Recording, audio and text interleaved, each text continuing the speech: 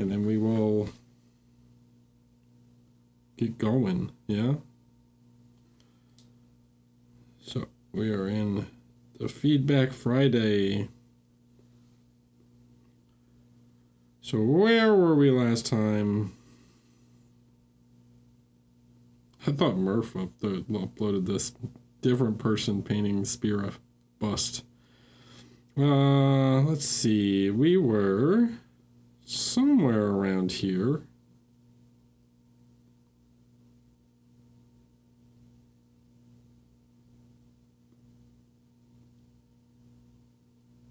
All right, let's look at this one. So this is by Brandon. Good morning.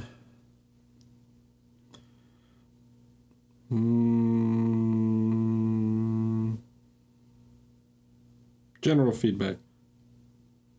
All right. Okay. So.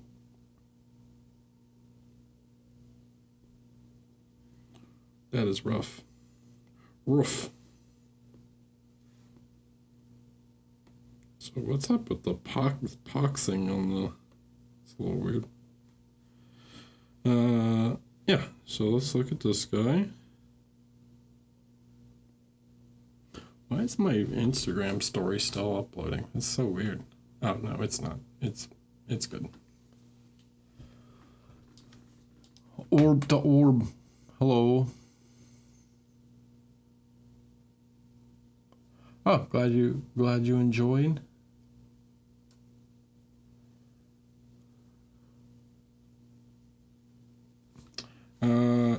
Okay, so let's take a look at this one. All right, so there's a couple things that stand out to me immediately. One is just like some general shape stuff with volumes. So I like to think of fabric often as a bit of a staircase, okay? So when we're looking at the light, so let me draw with a more intense color so you can see it better. So when we're looking at like a fabric, right? I like to think of it almost like a staircase, okay? When we have folds, if the light is coming from above, the light is going to hit on the top of each of these stairs, right? So the top will be in light and the side of the stair, right, will be in midtone or shadow, okay? And then essentially what often happens is people want to paint all the lights here, right? But that's not because it's the raised surface. But that's not necessarily correct. We want it actually on the upper part of the volume. And then we can imagine that really cloth instead of this shape, let's make another layer, right, is really more like this. Okay? So it's a smoothed out. It's a smoothed out, but we still don't put it on the raised, we put it on the tops, okay? So here, on this guy, right, we have these sorts of lighter tones, and you've painted the lights on the raised edge, but what we really should be focusing the light in is the top, right?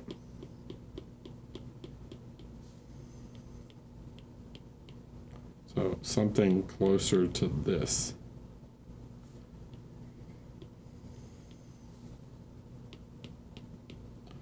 And then these other sections here will be darker because they're either underhangs or they're lower.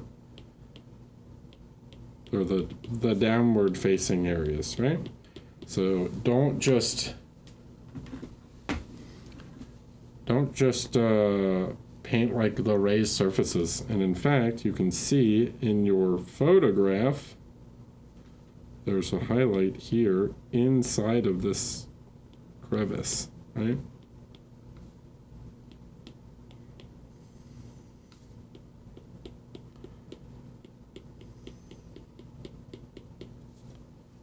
So,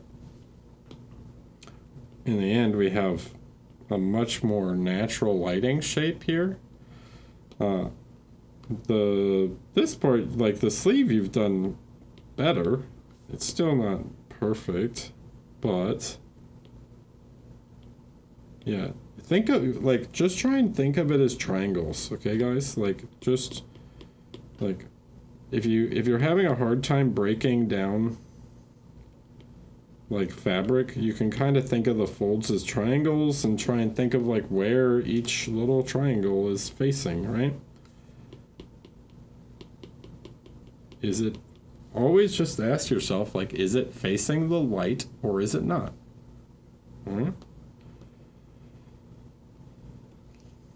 Now, metallic, okay? Too much white, all right? You got too much white going on, so we want to lower the value on this sum. You have to use more contrast when it comes to metallics, okay? And the highlights that you choose to place need to be very sharp.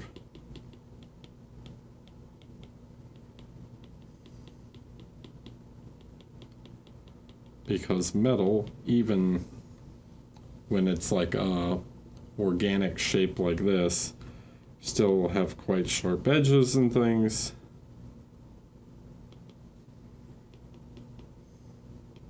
So try and use more darker midtones where you can, and then you can push the lights extremely bright in a few areas, right?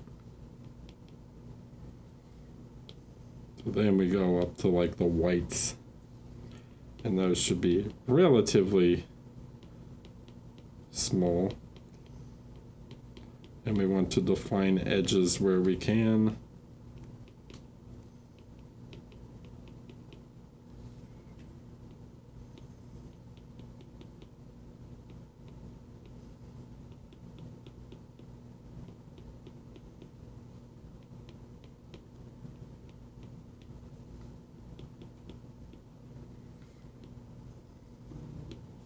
Okay.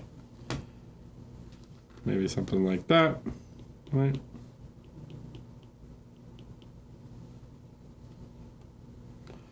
But even that I might still take, and this might still be a little light, and I might darken some of this down even more.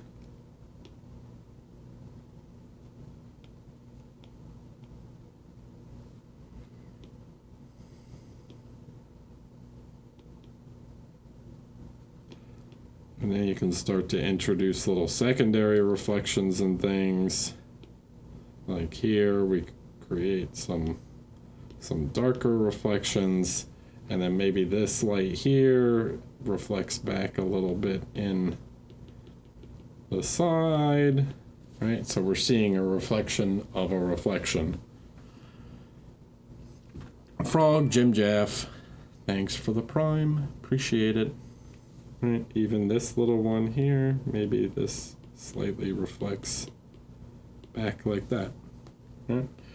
So there's also what I would call, like, when you're doing like all this edge highlights and stuff, you can, what I would call like false edges. They're like areas like this that's technically not an edge because it's tucking underneath, but maybe it's got an edge next to it that is reflecting back in the metal. So this highlight here that I placed is a reflection of this, right? So this tiny little line is a reflection of his jaw.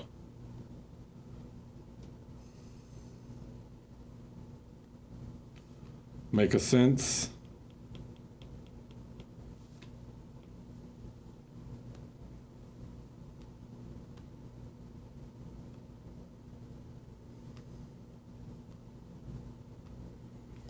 Always just try and be more defined. Like some of your black lines are a little thick.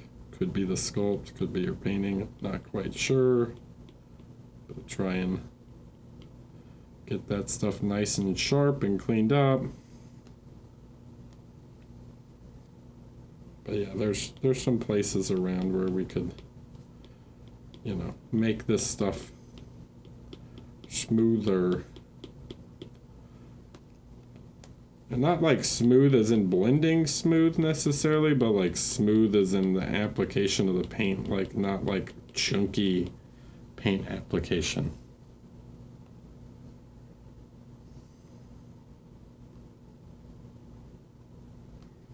Even here, where it's like underneath the neck, like even though this is in shadow, I might consider adding some of these lines here just to create some definition.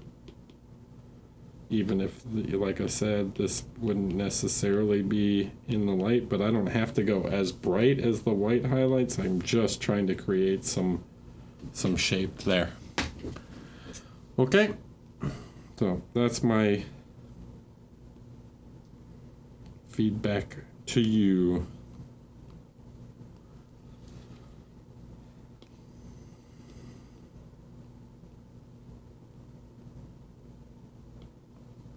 All right.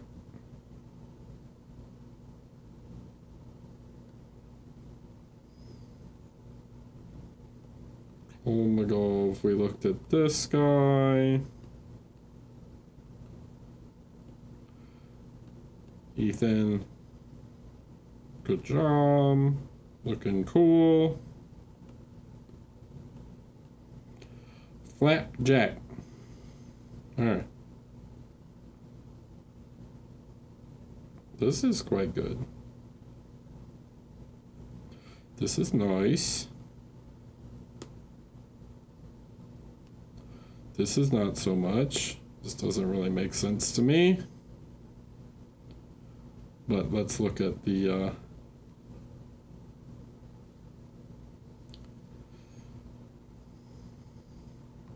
let's look at the front real quick.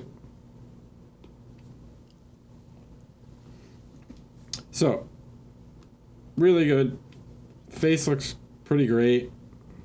Some really nice subtleties here, like the little cast shadow and stuff. This metallic looks really good.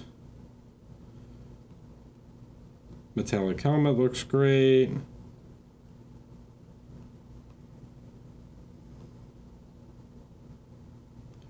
Face is generally quite nice, I would say.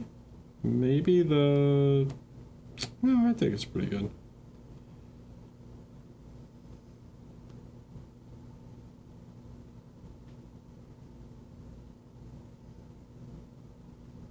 So that stuff all looks good. Honestly, like, I don't think there's a whole lot I would do on the front. Where I get a little weird is like, what's up with this? Like, what is this supposed to be? You know, like why is this like reddish brown here?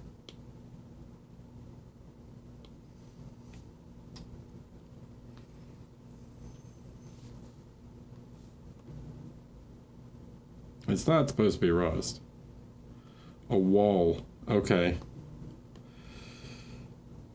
So, yeah, I've seen Kirill try and do this too, where he's like, I'm going to paint a wall. Like, he did a figure where, like, the whole back of the figure was supposed to be reflecting a wall. It's very odd. Like, I don't know. I don't think it quite reads well. And if that was reflecting a wall, that wall would be, like, super high up, you know?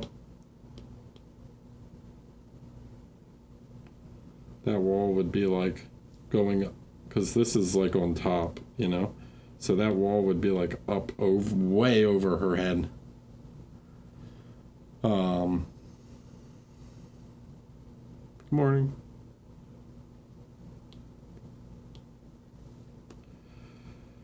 So, yeah, I mean, it can add some, like, nice variety and stuff, but I think in this case, there's a couple things I might do a little different. One, I think this is maybe slightly dark. Probably bring this up a little bit.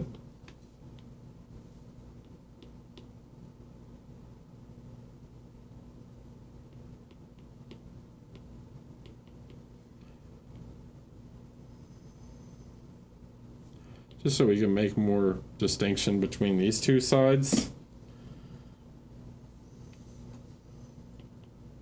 And then, yeah, then you can go with like a more grayish blue over here that's like all... Because the sky, honestly, is like not going to do a whole lot to like change very much between sides. So that central ridge is not going to change a ton. Another little trick you can do here is like if this is supposed to be the sun reflecting in her helmet right here, you can kind of blow out that reflection so it's like so bright that it kind of overlaps the other reflection, you know? So it's like a flare, like basically like a lens flare.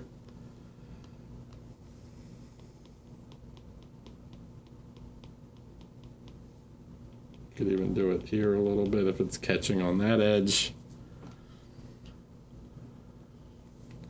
And then I think what I might try to do is like you have some of these tones, I might introduce some little bits of noise here and there to create like clouds, like the sense of clouds or something. Like maybe there's a cloud over here.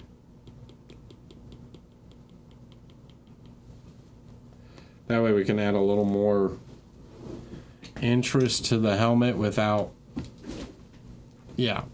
changing it too much and it being too flat. The other thing that I see is, like if we go to the side. So the issue is like it kind of works from the front view, and then when we get to the side, it's just brown, right? But the top of the helmet here, from this view, right? The issue is that from this view, this would all be reflecting sky, right?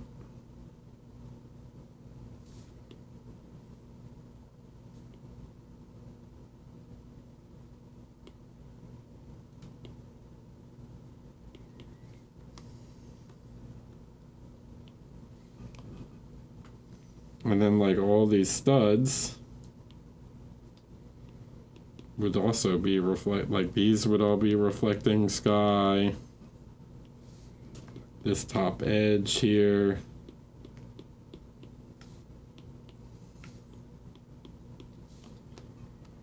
And probably some of this, but hard to say for sure.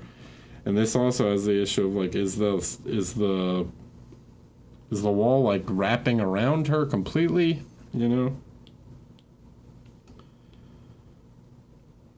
So this is often why, like if we use Kirill as an example, because he's quite good at this, he'll do stuff like he'll paint the metallic to work from like multiple angles, right? So he almost does it as like a cube where it's like he paints it kind of from 4 angles. Right, so he'll do like the sky and then he'll introduce another reflection as he goes and starts using these like grayish reflections and stuff.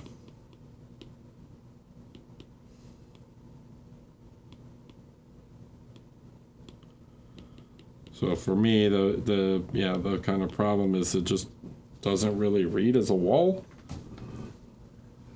It just reads as like a weird reddish color.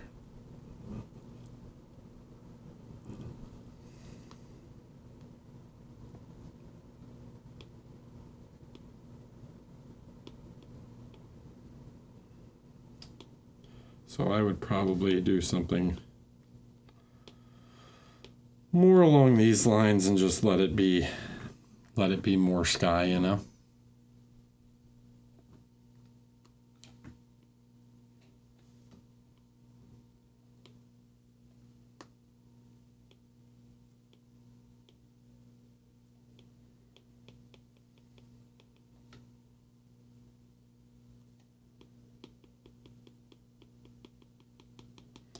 And then you've got parts like back here where now right? Like this is going to be sort of the horizon or something. Now you've got parts back here where you're going to start reflecting the ground too. So it's like, does this face upwards? If it does, it depends on the position of the bust, right? Like she's probably more tilted this way. So this is facing more upwards than what you think based on, yeah, if she's leaning that way or not. And then you would have maybe some of these like sort of colors like this, these sort of gray browns, maybe reflecting back here, and this is sort of ground reflections or something, right?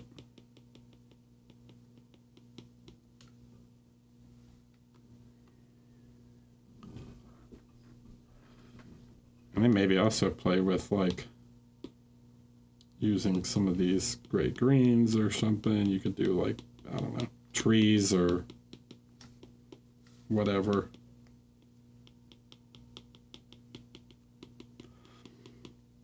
So instead of just a wall, now it's like an environment, right?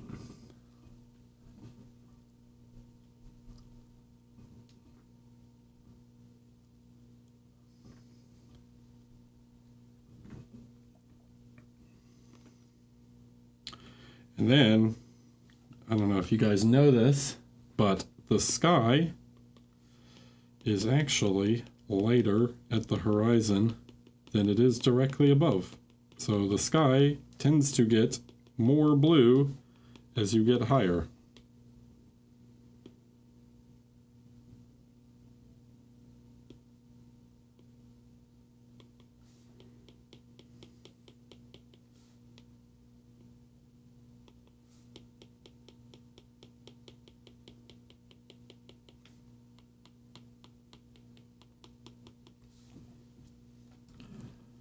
You can go look at that as a thing that happens. You should. It's not like a crazy change, but yeah, it does. It does do that. And then yeah, you're gonna need these bright edges and stuff.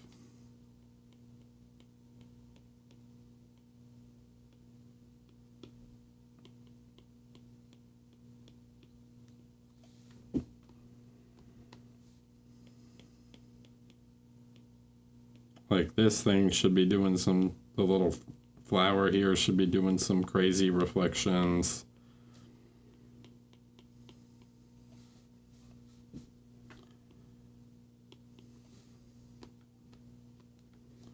And then if you want to introduce like some flare and curve to this, you do sort of stuff like this, where there's like some shape to that piece. There's like a little lip there where they've cut the slot in the visor or something, you know?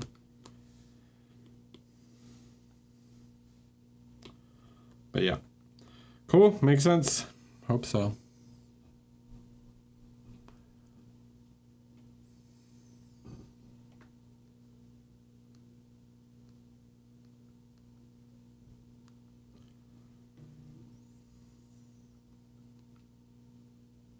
Whoa, what? Never seen it do that before. It's freaking out, man.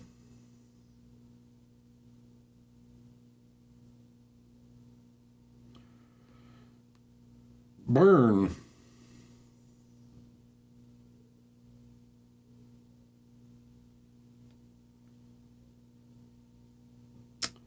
This is from the one-day class I did in London. Mr. Weiren Abelheim. Pretty impressive. Pretty good. I'd say overall quite nice.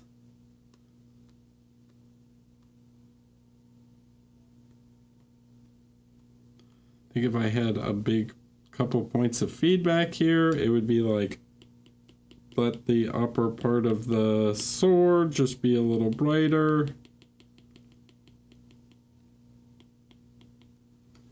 Than the lower portion.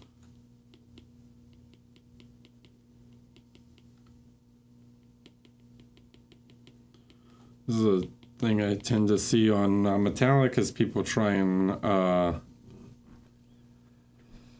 put a big gradient on every single plane of the metallic, and instead of just letting some of the planes be just like a bit brighter than others. But yeah, that's one thing I would do. The next is there's like a little lack of some occlusion shadows in some of these parts. Like here, I would like a bit more detail in the eye and the shadow section here, where it gets a little darker as it's like really close to the hood. But that's a small thing. Like even here, you can add like a very small amount of occlusion shadow work.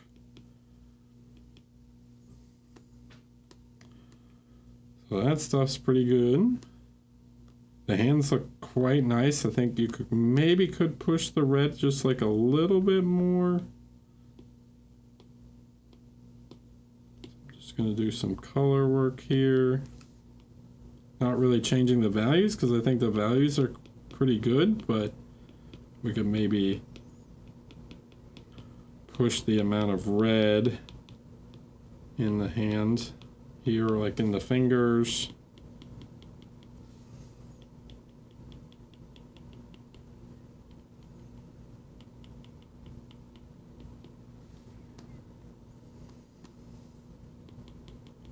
Same with this. It's like, right?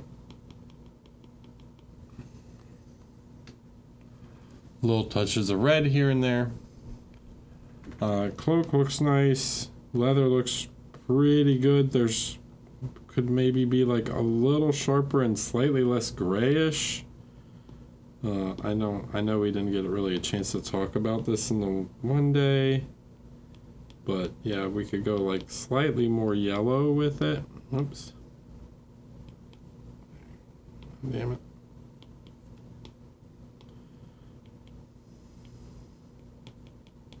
Need to learn how to turn off the squeeze gesture. I don't like it.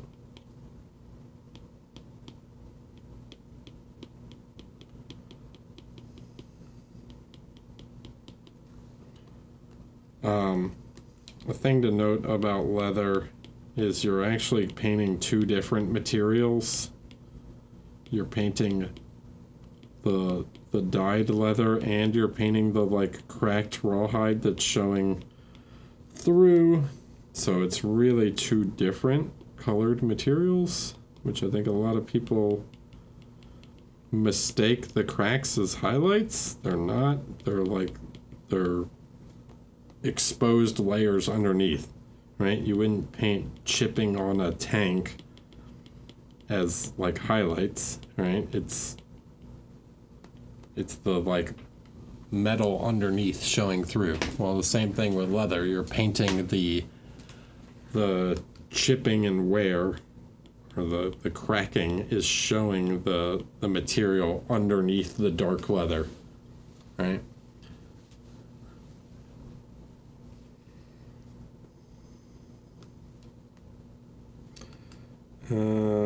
This is okay. I would adjust this cast shadow a little.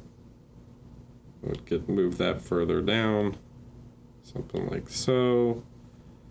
Maybe add this one from the hair.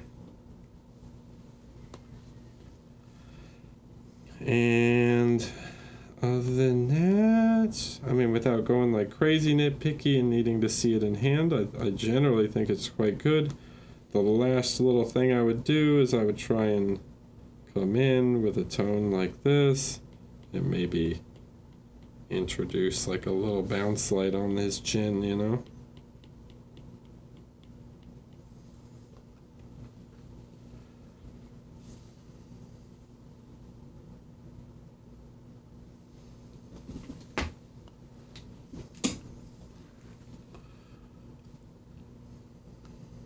Well, very good overall. Excellent work. This shadow is also a little off. This shadow of the arm here should come over a little more.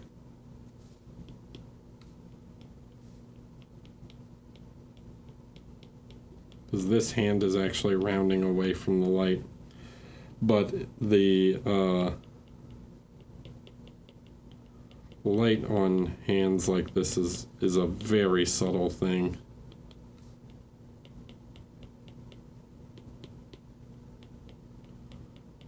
The smallest change in angle can really create a very different amount of light on your hand as it rotates away from the light. Like probably same down here. I think maybe some of this got a little away from you and isn't quite dark enough.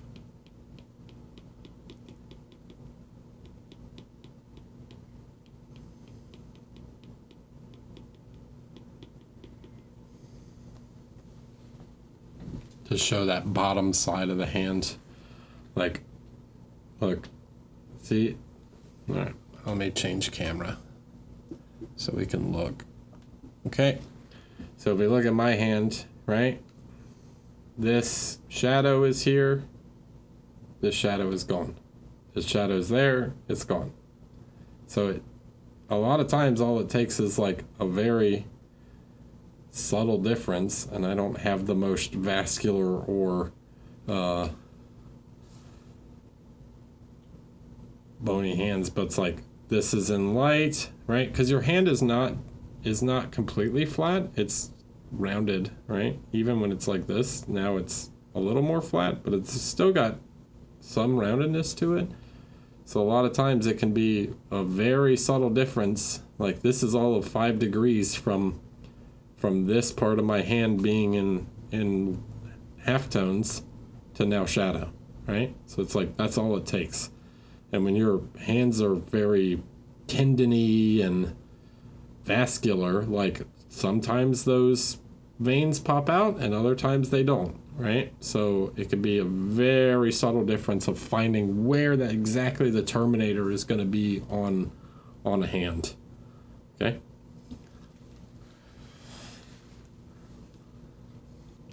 All right.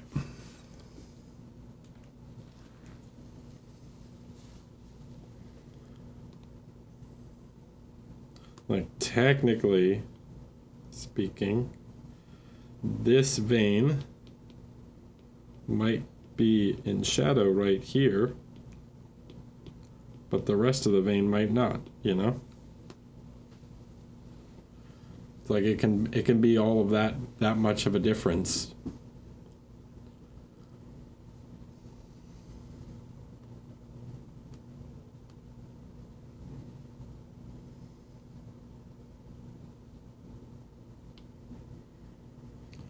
And this is why I always wait to paint those sorts of things later at the end. Establish the big shapes and then do the small.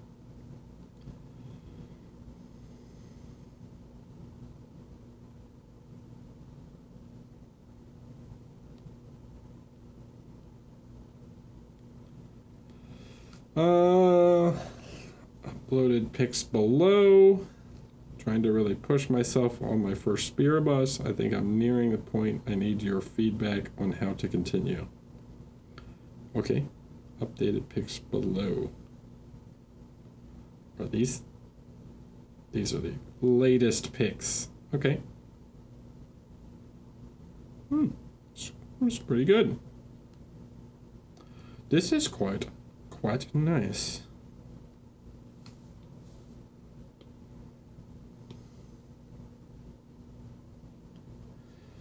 I love the shield. The shield's super good. Really natural, like texture work and stuff here. So that's awesome. Like, come on, dude. Look at that. Look at that shield, guys.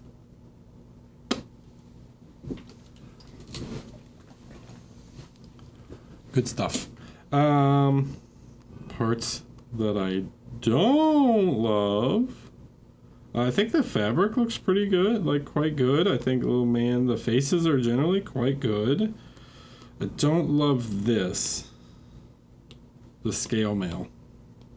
Okay, and the reason I have a problem with the scale mail is if we imagine his stomach, right? What shape is his torso?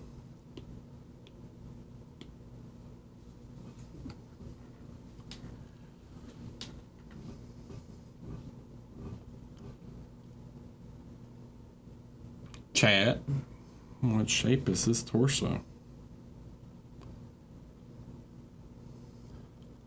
It's a sphere. What else is a sphere? This is a sphere. His nose is kind of a sphere. Where's the highlight on this? Where's the highlight on this? Kind of top middle, yeah? So where should the highlight be for his chest? It's kind of here, which is, you've kind of got it, but then it kind of spreads out too much, okay? So, like this gets quite dark here at the bottom. Here it's a bit too light.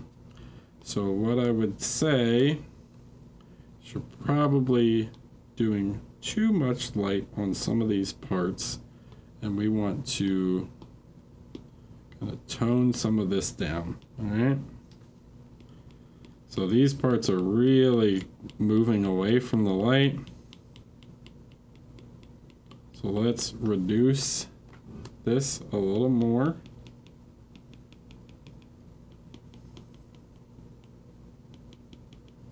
Something like that, right? Maybe even a little darker in some of these.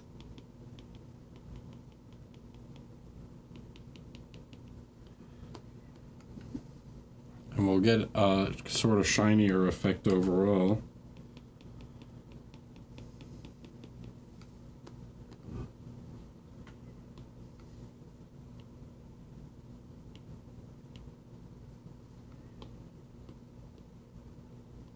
Right?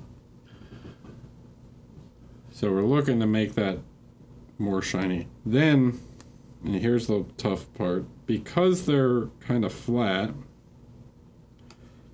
you should have a few that are like, I would try and find one or two. Oops. Stop. I hate the squeeze thing. I'm barely like squeezing it. I would try and find a couple here that are just like really hitting the light in a way that it's like just ultra shiny, right? So it's just catching that light perfectly in such a way that the shine of the scale is just like so intensely bright, right?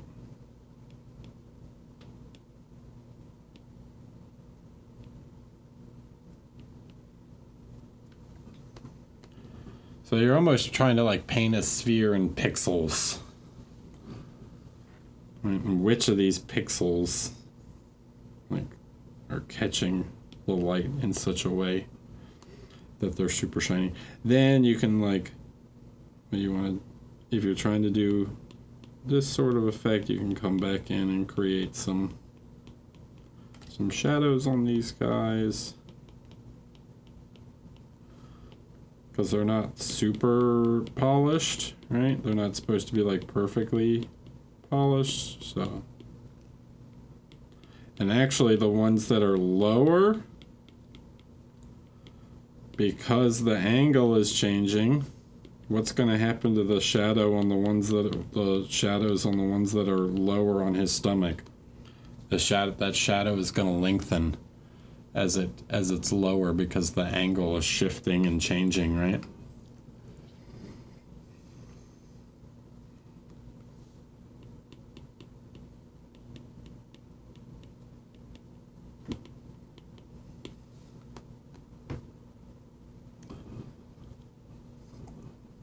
Makes sense.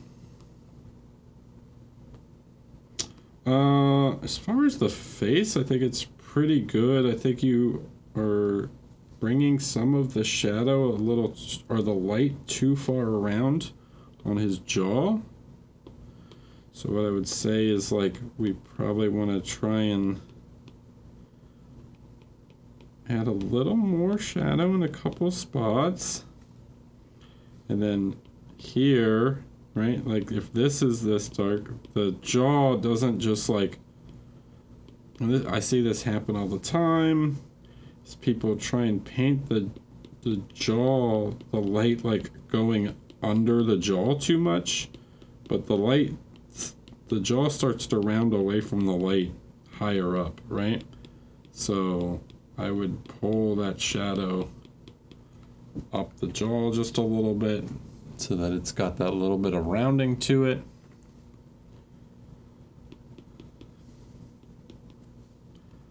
And this is bothering me, so we're just going to make this adjustment up here. I saw this earlier.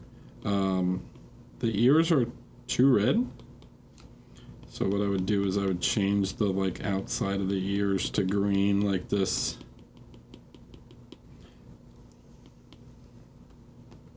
Makes it feel more like it's part of him.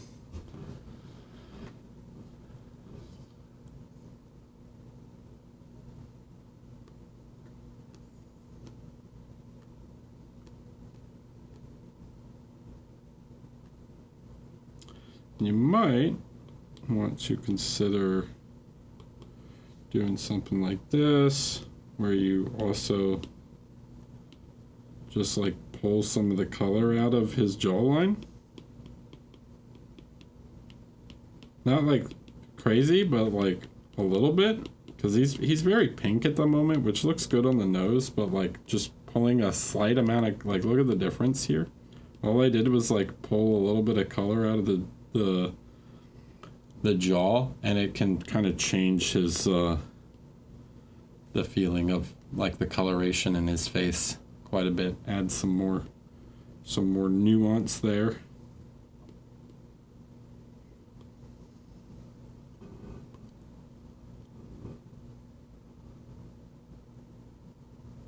It can, yeah. So you would have like here, and we'll darken this down just a little more.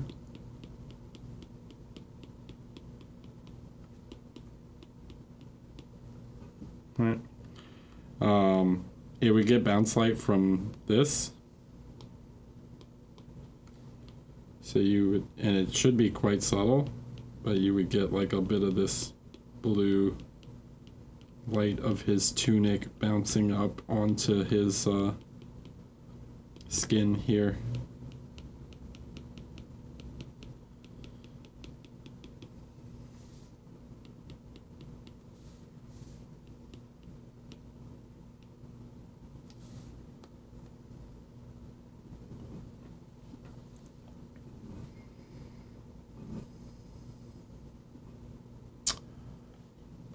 Really good. Really solid. Solid piece overall.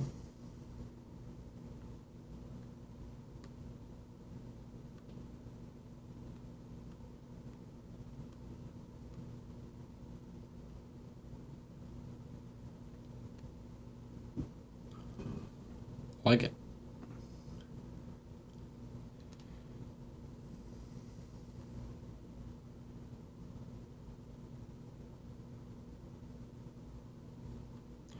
Just trying to decide if there's anything else.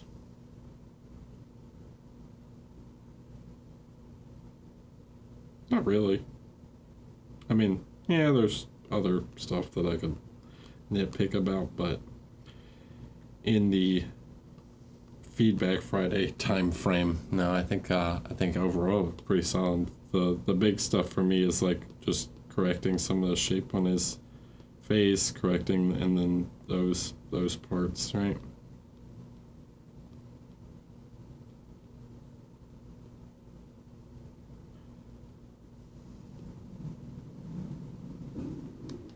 My tummy is growling.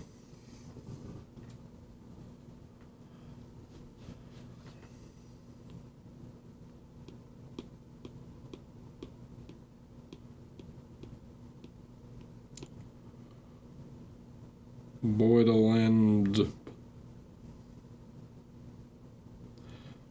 like I don't feel like this guy is integrated with his base very well, and I would like to feel like a more cohesive scene. Also, the light on his hand feels a little wonky. Any help with either of those things would be greatly appreciated. It does feel wonky, and you want to know why? I'll tell you why.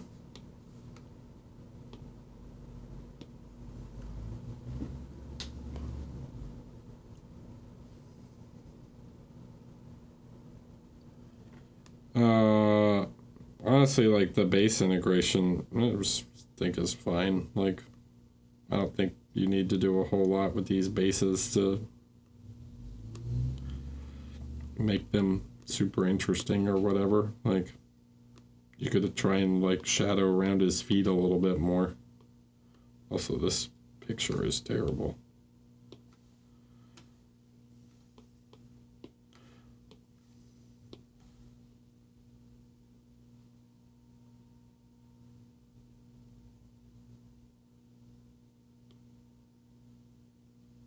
Like super blown out. Yeah, so what you can do is just like try and shade a little closer to his feet. Create some little occlusion shadows here just to move him, just to like plant his feet in the scene. I don't think you really need very much.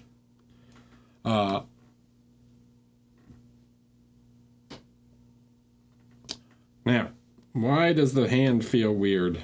Okay, are you ready? You've committed the cardinal sin of OSL.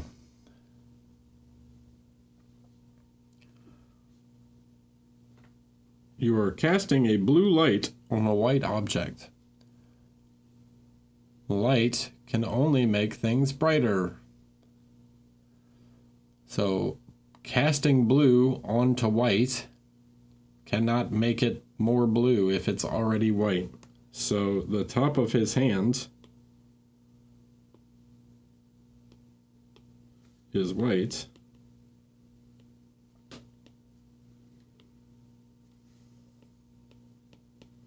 Can't get more.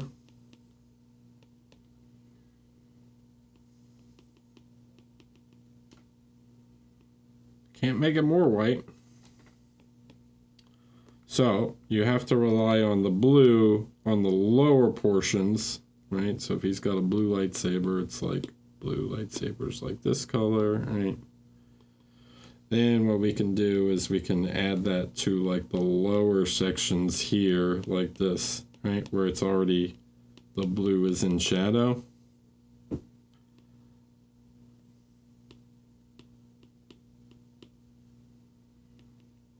So it's really only going to affect these little bit of lower sections of his arm, right? And then it's also a little weird that it doesn't really affect any parts of like the shadow of back here. So you could probably add just like a touch. His weird face thing is kind of shiny. So what I would try and do is just, here, let's do it as an add layer. We want to use maximum saturation color here. We can add like little reflections here and there, because reflections are different than volumetric lights. So they're going to show up from a little further away. Things like this might reflect a little light. Here we'll get a very soft reflection kind of there.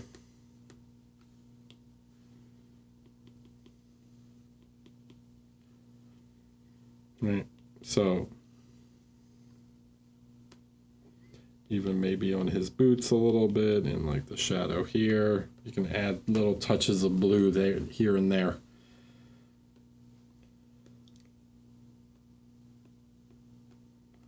Okay, but yeah, the big lesson here is that you cannot make things whiter than white, you know? You can only add light to the shadows in this case.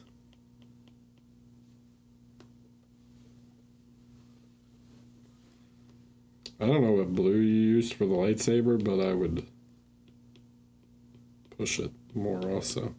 Lightsaber should basically be white with like a hint of blue to it.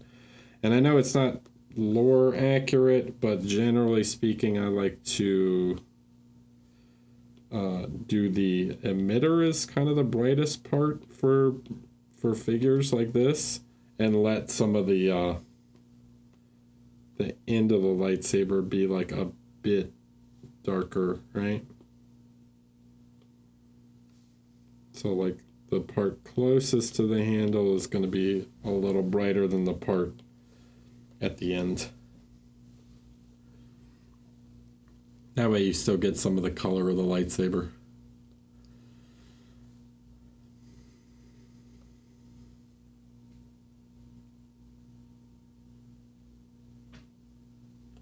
And then yeah, as far as integrating the base, like, I mean, it works. Like, again, I just think it's making sure that there's like the black line around the bottom of the foot to show that he's like standing on it, right? And that you can add like a little shadow here, like close to his feet, to sort of plant him on the base more.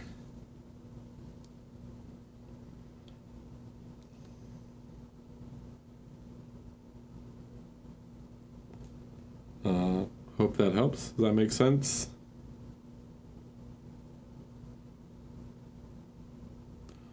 Mr.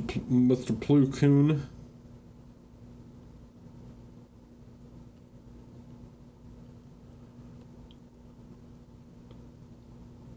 Let's look at the difference real quick of the hand, right?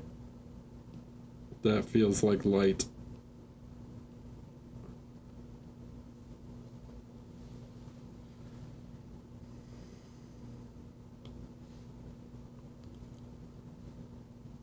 All right. Stop.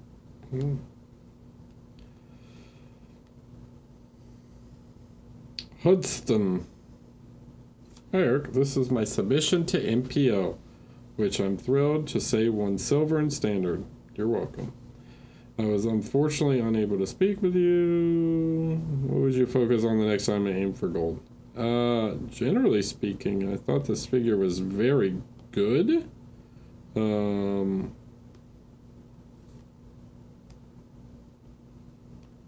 mean, we were pretty, some things we were pretty tough on, others less. For me, the thing that would make, like, there's a lot of subtlety here. Oops, no, different. Did it not save the image? Save. What is going on? Oh, weird.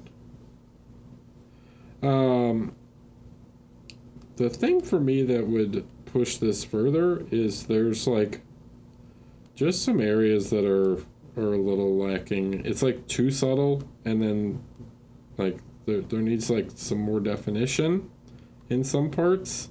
It's like a little too clean for Nurgle for me. And then there's like you're not quite pushing blacks enough.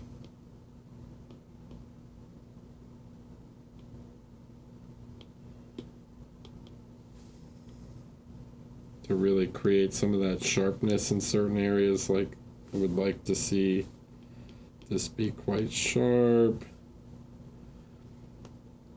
Having a hard time seeing some of the separation here. Right, so it causes it to look a little blurry because we don't have some of those really well-defined areas. And I've described this before as like you need to think about where the plates like move over top of each other, right? So if it's an object that's like shifting over another object, it's going to have a very dark shadow in there, where plates that aren't moving over top of each other you don't need to have, like this doesn't need to have a dark line around it because it's not moving over the top, right? But this moves over this other plate. So we want to go a little bit darker in there.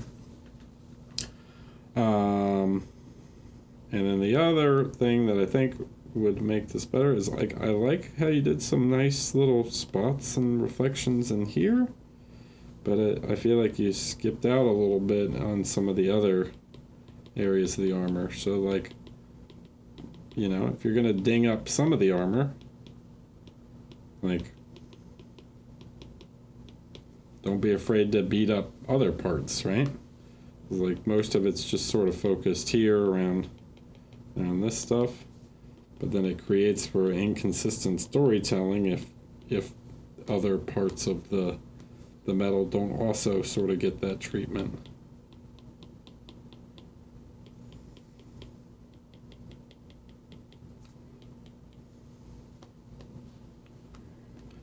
So more micro details. This, I think there's something just weird going on here where it's like you forgot to, like, highlight and paint this part or something. I don't know.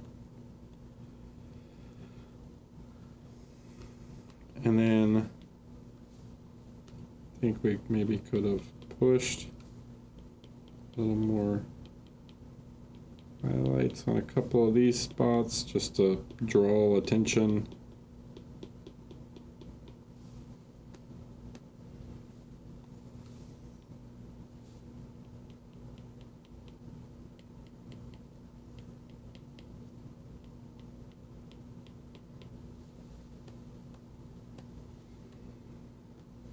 Right, like there's this nice big highlight here, but that highlight isn't quite repeated on this thing.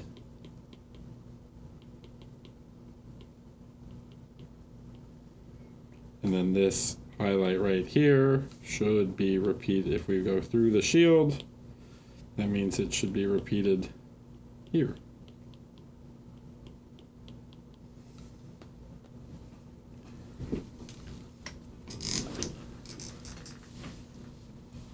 Convex, concave. So just pushing some parts a little more, adding more micro surface details and stuff to just create, yeah, more visual interest, right? It's just the figure overall lacked a little definition that I would expect to see. And then the base was okay. Like, it's fine. Nothing particularly exciting about it.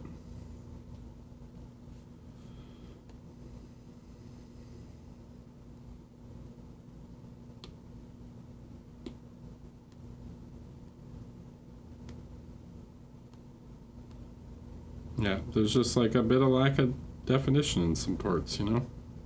Like, look how much the natural black line of that plate, like, that's where the model is assembled, look how dark that is compared to, like, these rings that are sculpted on, right? But those rings are supposed to be sitting on top of that fabric also. So yeah, you gotta push and separate parts a little more.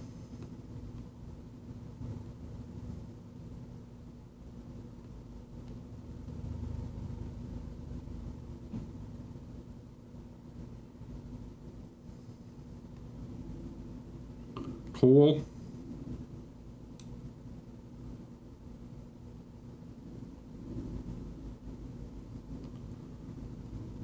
Why is Nurgle so cool? I don't know. Just because. Hey Eric, didn't have a chance to speak to you at MPO. However, I was awarded Commended and Standard. Oh, hello, Machine Spirit. Thanks for the gifted tier 1. Didn't have a chance to speak to you at MPO. However, I was awarded a Commended and Standard with my first bus and the first serious attempt at NMM. What do you think I need to do to push further?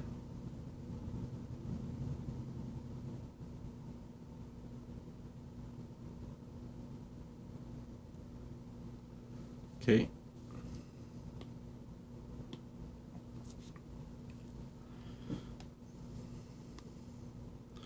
So this is a good example of what I was kind of talking about on one of the other pieces, where we have this issue of like, or I was talking about it on the Weirin, right? So this is one of those moments where it's like, you don't need to have so much contrast on every individual plate, right? Like we need to simplify sometimes, and that means that like this here, right, let's create a color something like this, that maybe this doesn't need to be black, right? Maybe this whole section here should actually just be a little lighter, right?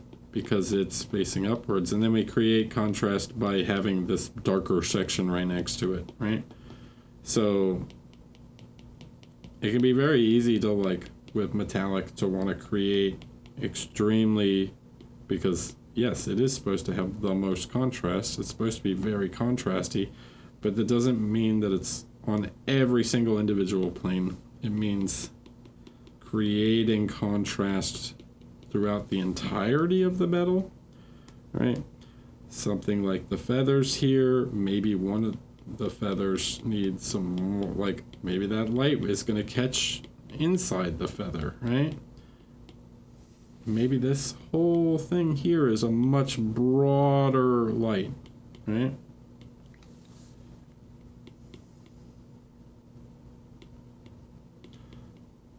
Now, the other thing that's going to really help you with your metallics is just planning it out a little better, right?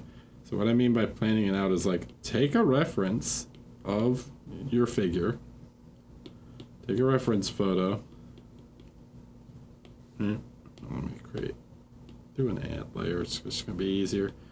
Take a reference photo and like look at where all these little things reflect, you know? So like what parts are getting the biggest reflection? Technically his arm here is a cylinder, so these scales should follow sort of the shape of the cylinder, right? This is also a bit cylindrical.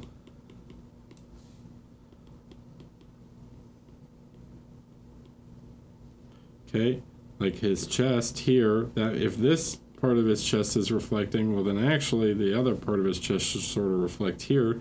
So this reflection doesn't really make sense because it would be more to the right.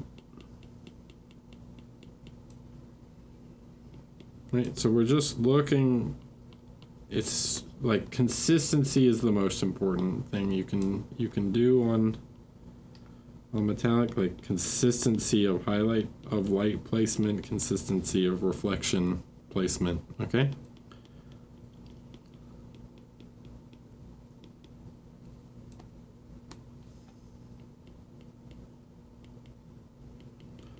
So this is why I say take a photo of your figure with the with like a lamp in position so that you can see where these highlights hit, right? And then you can make the then you can introduce like secondary reflections and all these other sorts of effects. But we want to make sure that like the big overall shapes are established first, and then you can start adding all these little secondary ones. So making sure that main highlight is correct.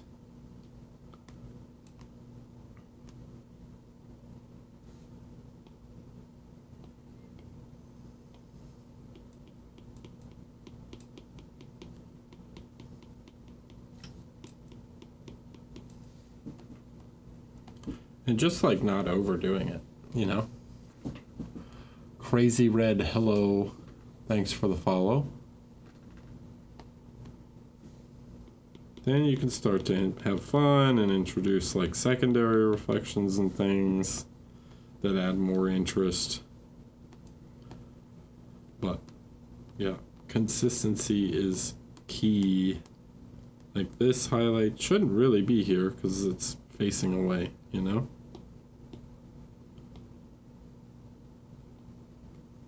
This one is not facing directly towards, or it would not get the like main light source reflection on it.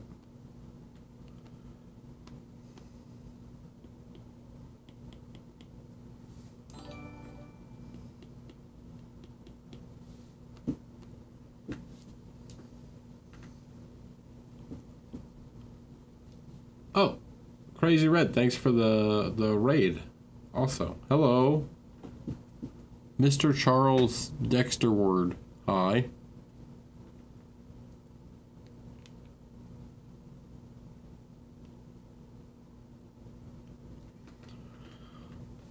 Bonjour.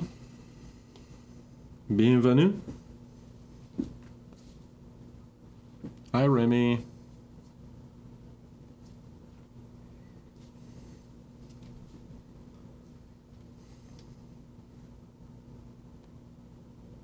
Yeah, just planning it out definitely helps. Like taking a reference on knowing where those main reflections will go will yeah, they'll go a long way towards sort of mapping out the like general light placement, and then you can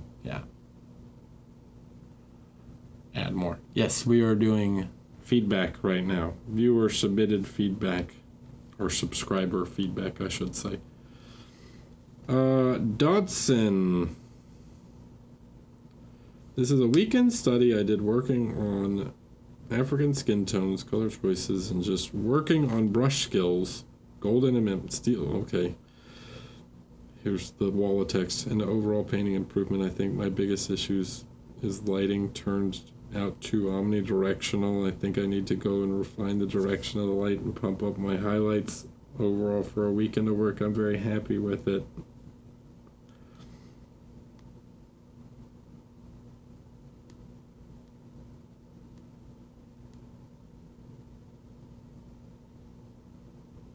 Well, what's the main view? Is this the main view?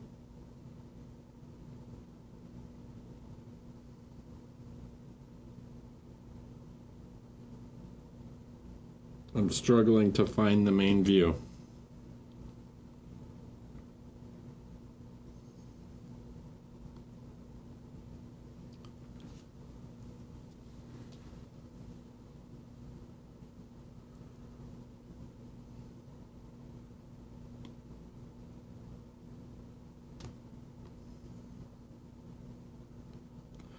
Okay, so more. What I'm going to say is more, the feedback. So these, by the way,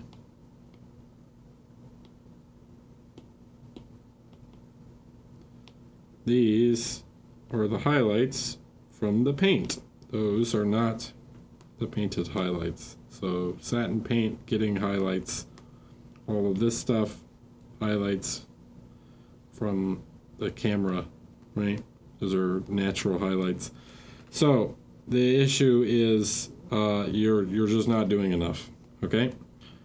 So when we look at, I need a different angle because this one's just not working for me. We need an angle where we can see both the light and the shadow. So we'll use this one.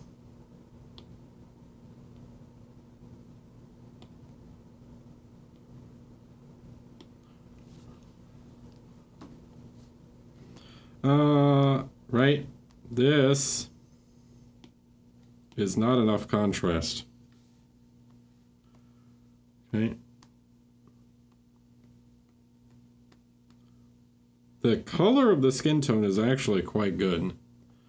The problem is you're just not pushing enough light and shadow. So what I'm going to do,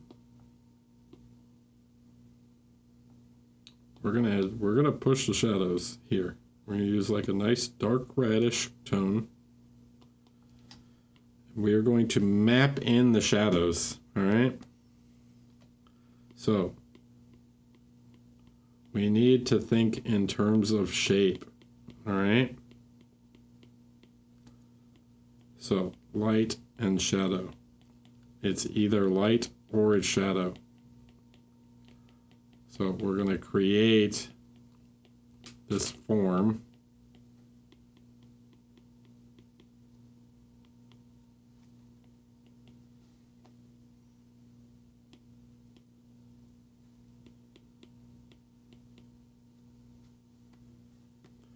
right? Like her jaw here, the underside of her jaw should be in shadow, okay?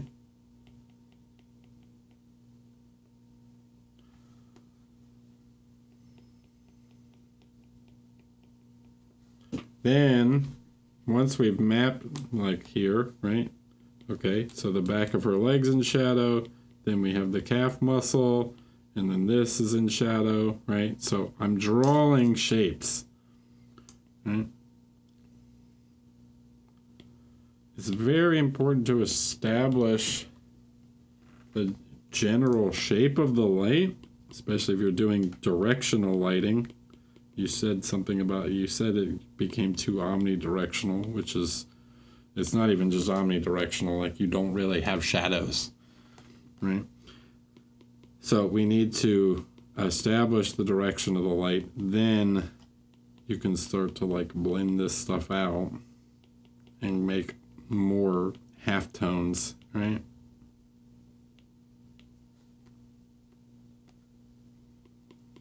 So these intermediate tones that fall in between the light and the shadows, they're not really one or the other.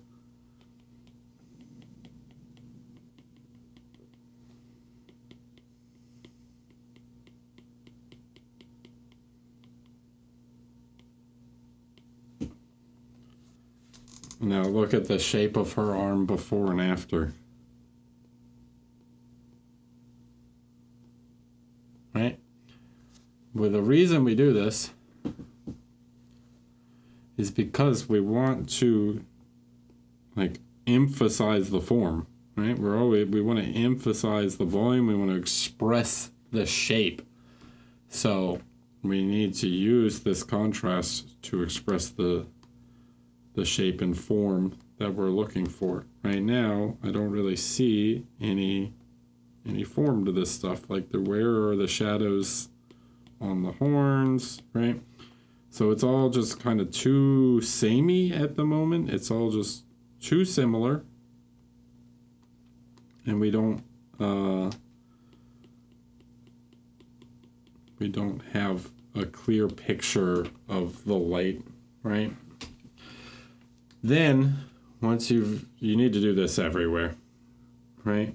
Then you need to start separating elements more. There's just too, it's all just becomes a bit blurry, like it's hard to read because it's all very much the same, right? Similar values, things aren't really dark lined to separate them, right? We need to create definition, and we create definition through the use of contrast, whether it's certain materials just being brighter than other materials or darker than other materials, right? And then creating separation through individual material contrast, where it's like you got to push the light and shadow or add dark lines and things to help separate elements and create a more defined, readable piece. Okay? Like if her back's in shadow, right, all this gets lost, right? But then you'd come back and add, well, you'd probably tone it down slightly so it's not that intense, but how was the big trip? It was good. So, be more bold. You gotta be bold. Jigger. I submitted this some time ago. Finally found time to finish him. Mostly looking for general feedback. Don't hesitate to go harsh. My next project could potentially be for Monte.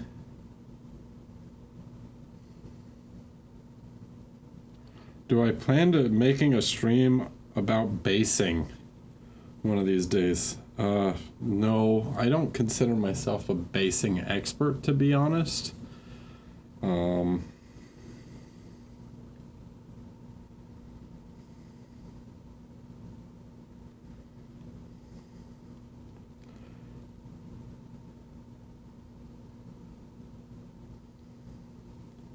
There's opinions I have on basing, but basing, like, yeah, there's so much that goes into it also. Okay, so generally speaking, I think this is quite good. Overall, like, quite nice. I think there's a couple little things here that I would change. But taking into the overall picture into account, I think it's very good. There's a couple little things that I think could push it a little bit further. One, it has relatively good focus at the moment, but there's a couple spots, like you didn't go too bright on the background, which is a bit of a trap of like going too bright on the base. So there's some nice vignetting and stuff on the base here. There's generally most of the focus is going here though. So we want to find a way to balance this a little bit. And the way we can do that is we should probably consider this sort of triangle here, right? So we want to sort of consider this triangle because this is the points of interest, the big points of interest, where the overall interest is this guy. And the because it's generally rather dark there, it can get a little lost.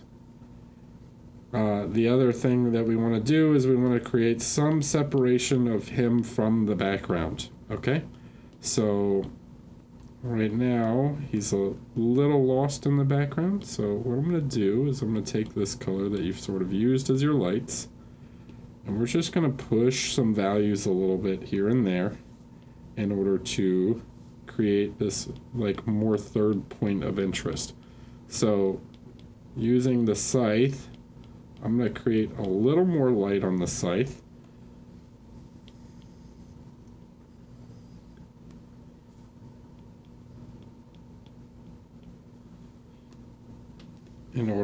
So we've pushed that light there. So now that scythe is going to draw more attention because more value draws more attention.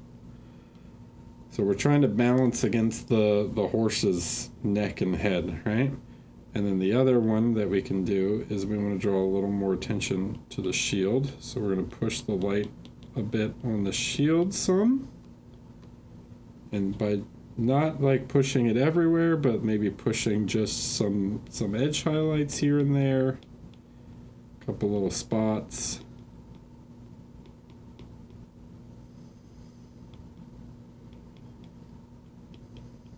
Right, we push these edge highlights a little more to increase the overall feeling of the light in these areas.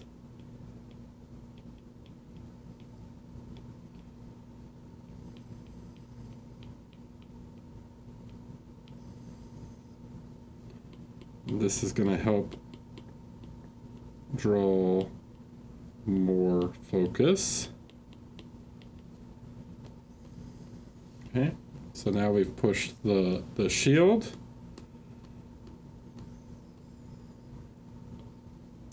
Right, so we've pushed those two areas, right? So that's helping balance between the horse's head and the shield. So those are like the three major points of interest. Now we push the light on his face a little bit more. Okay.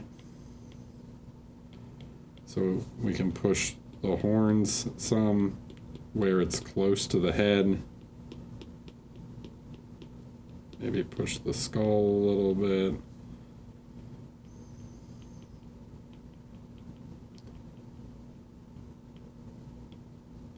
Maybe push these little charms, these little things here, put a couple few little really bright spots.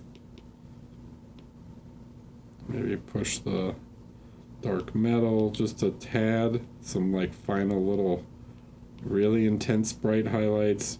Push the sword hilt, and then we're going to push the light on his mask a tiny bit.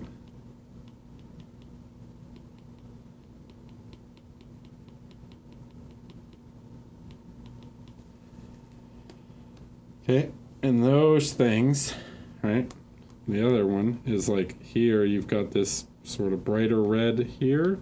I would go even brighter, maybe slightly more orangish.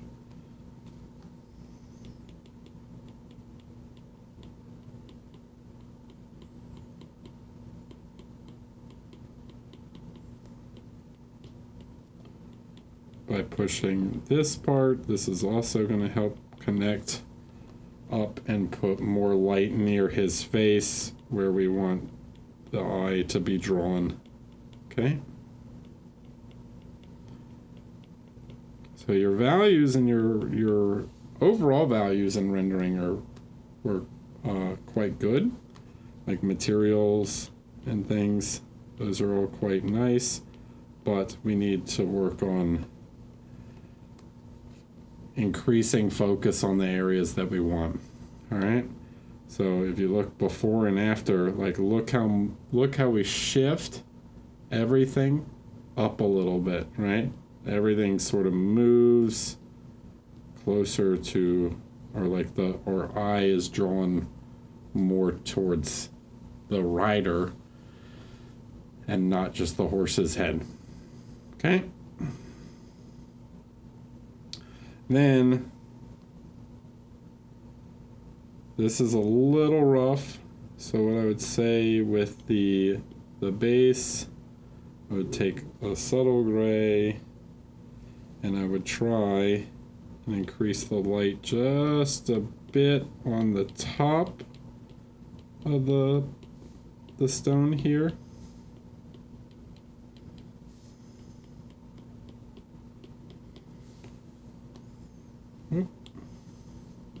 Not a ton, but just a bit.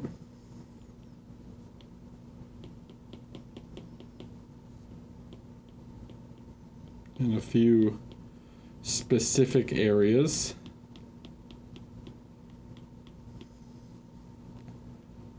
And this is also going to help create a little more shape here and distinguish his like darker tones from the background. They're a little too close to like the black of his fabric at the moment, which is causing him to get a little lost in the background. So we're not going crazy bright, but we push the light just a touch in order to, separate him from the background a bit. Okay? So for me, you do those things, and this will be a very nice piece. Even here, like pushing maybe the hooves just a little tiny bit will help, lift him off the background a touch.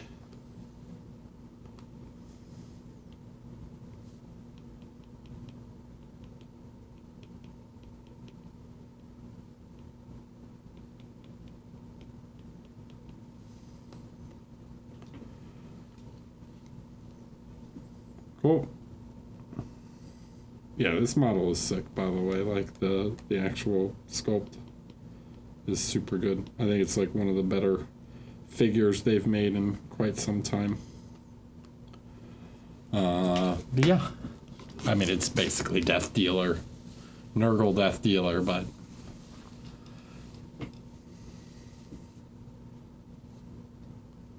Hey. Yeah, makes sense.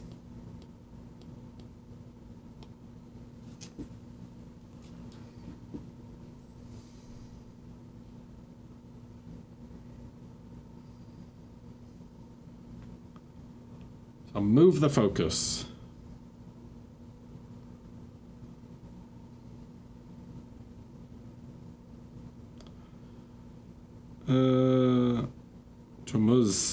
Thomas.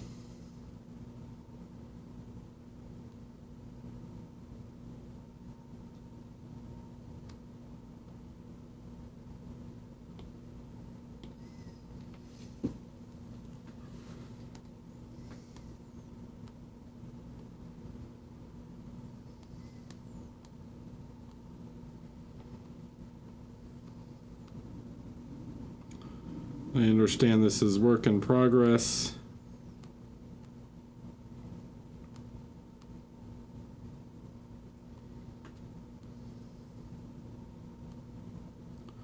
Okay.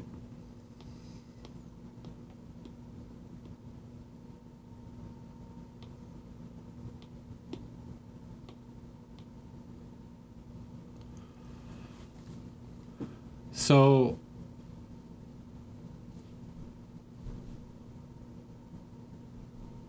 it's not bad at the moment,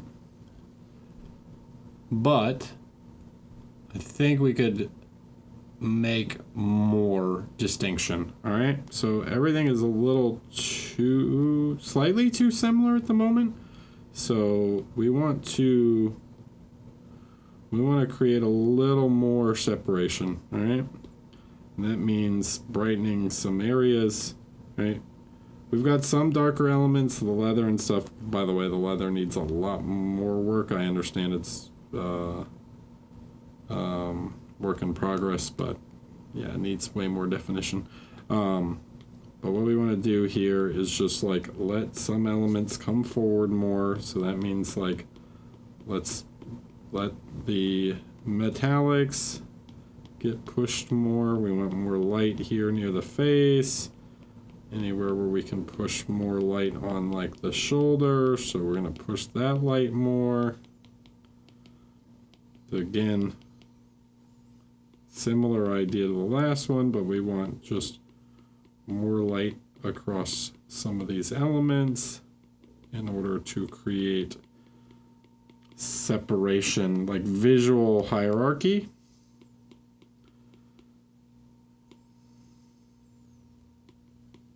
Like, these are the important parts I want you to look at. These are the less important parts that I don't really want you to look at, right?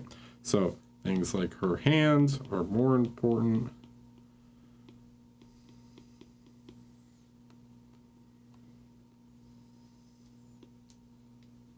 Right? The metallics are quite important.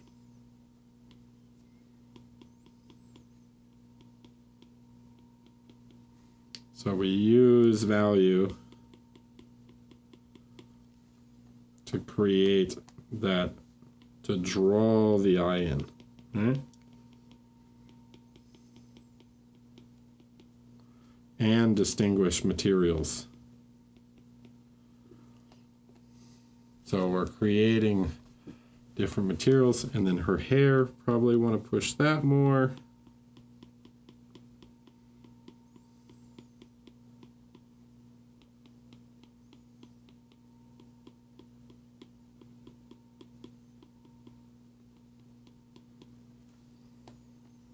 Okay. So before, right, everything's a little similar.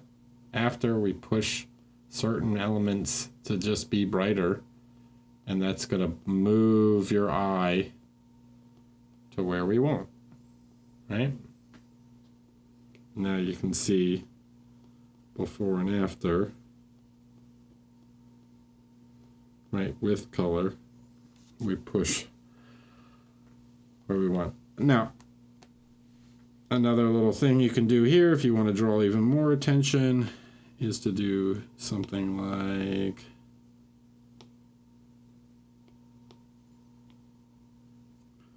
we can do something like this. I don't know. I'm not drawing like a perfect bandana freehand for you, like look up bandana freehands, but or look at different bandana designs. But we can do something like that to move more value closer to her face in order to add more visual interest up there. By the way, blonde hair is not really yellow. Guys, try and avoid using too much yellow in your blonde hair. Blonde is not yellow.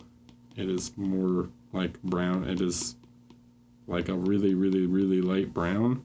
So it's more like a straw color, like a tan, than it is yellow. So don't use too much yellow. Okay? In fact, here, let me show you. We're going to do a color layer. And we're going to change her hair from this saturated yellow color to something more like this.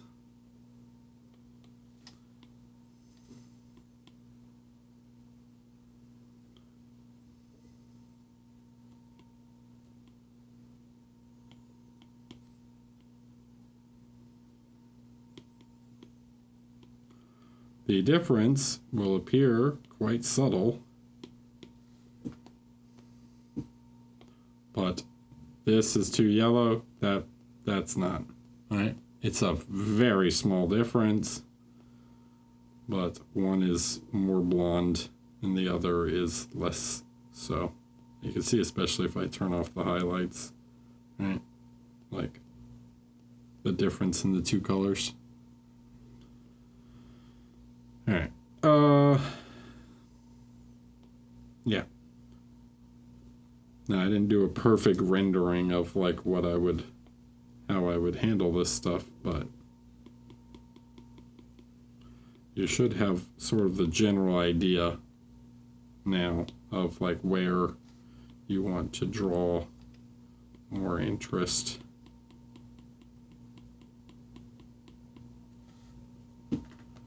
Okay. So work on the visual interest part of it, right?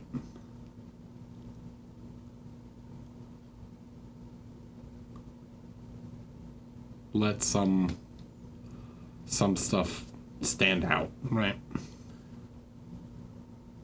Hi, Moose.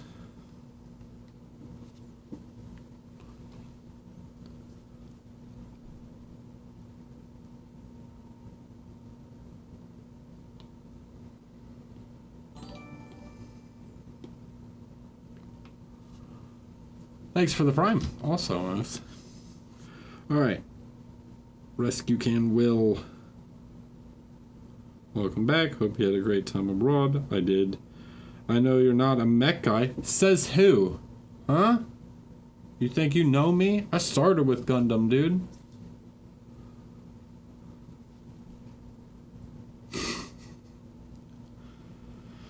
So I was wondering if you could provide feedback on the overall scene, composition, storytelling instead of specific application of paint. Okay.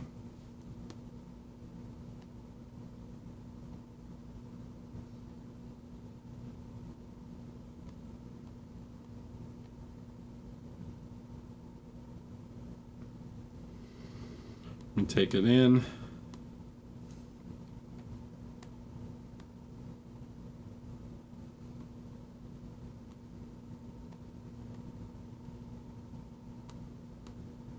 So, somewhat okay weathering, but I see some problems.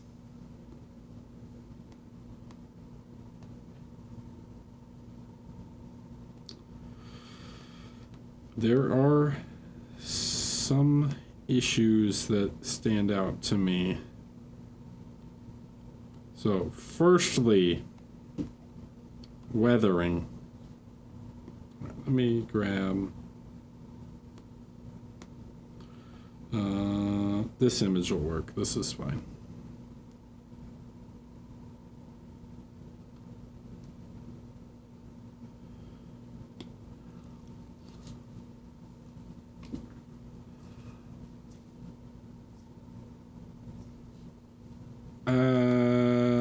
Okay, so weathering. Try.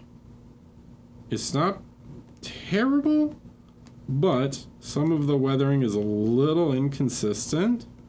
So you have rust here, but then your chipping is just not necessarily like the streaky stuff is okay, but I would try and think more about like edge placement with your weathering.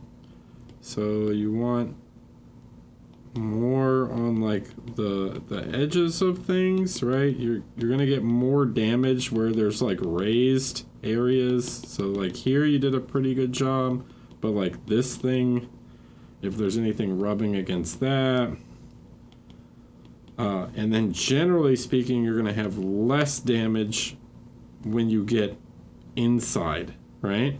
So like you'll have maybe more streaking, but you won't have much chipping where stuff won't hit, right? So yes, this edge might scratch here, but like you're probably not going to get damage here, right? Because there's really nothing's gonna like scratch in there that's not gonna hit this edge first. Okay. So like this chip, like this chips don't make sense where they should be like on here and here. Right. I think it needs more dark line, like more panel line washing. And then these are driving me nuts because these are hydraulic pistons and they should be metal.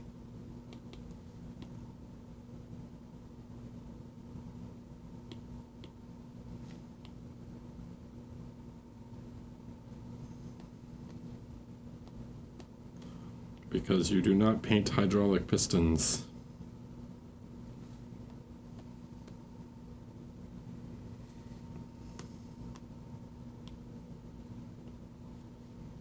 So, anywhere you have those hydraulic pistons, I would come back and paint them true metallic like silver. They should be nice and shiny. They're oiled, so they're gonna get, you know, nice. They should be relatively clean.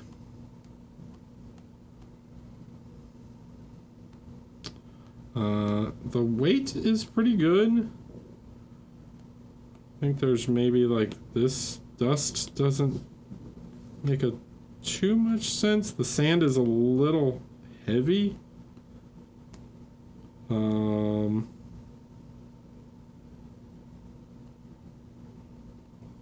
don't think it's necessarily bad. I think I don't quite understand what the story is happening with him. Like what is he doing? Why is he over there?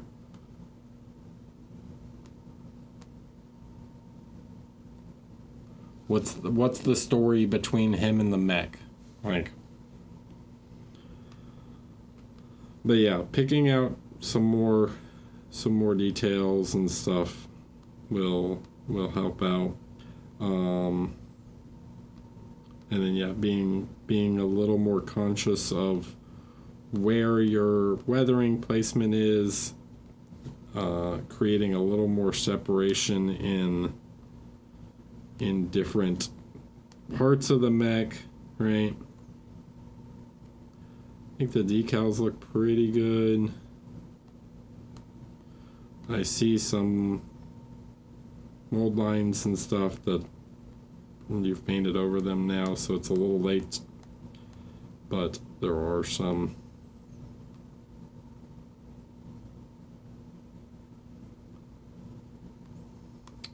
I would expect if there's this much like junk around that you would also have more piling up around like the base of like the base of this wall and stuff.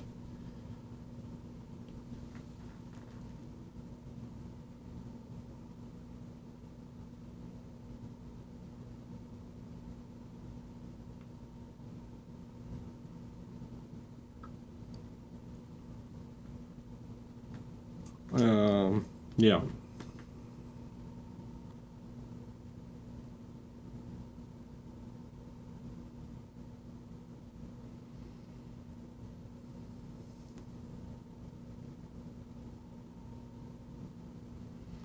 And then the other thing I would consider is like I like on the weld line that you did some metallic weathering there. I would do some of that too on the mech itself. Like some of those, you want some areas where the paint has like completely scratched away and you see bare metal like showing through, right? Again, especially anywhere where there's like parts that rub together, right? If you have parts that rub together, they're gonna like the paint's gonna scratch off first and you're gonna see more of those. You're going to see more bare metal showing. You can use like a pencil to do it, or you can do it with like a brush.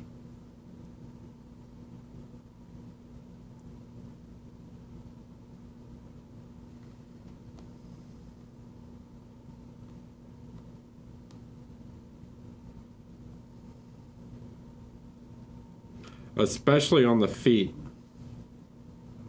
Like that's where you're gonna see it the most, right? Where the feet are gonna run into things.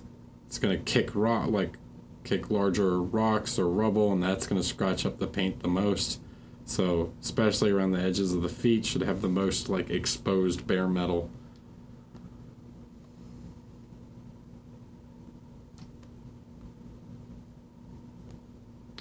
I also don't think that they would paint the gun, but like the gun barrels. But I could be wrong.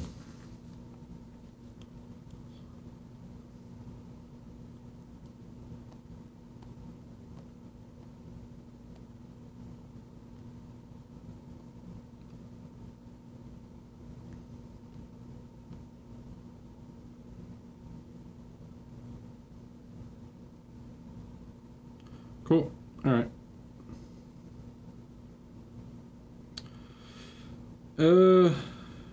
Kajura.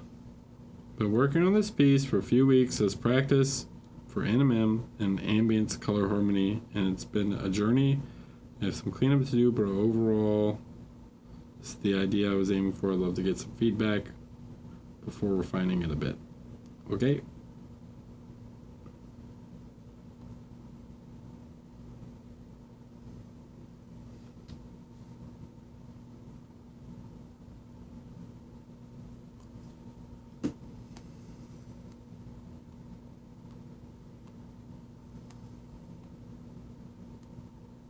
Okay, so not bad, not bad.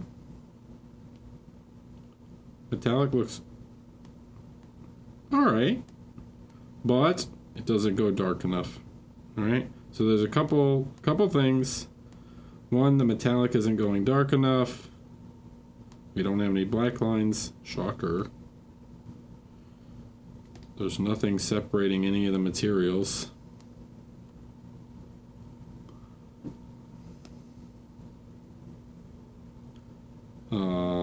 Well, there's black lines on the metallics, but there's not black lines like separating the metallic from the, like, where's the black line separating her shirt and stuff. So, yeah. Okay, so light placement consistency. Right?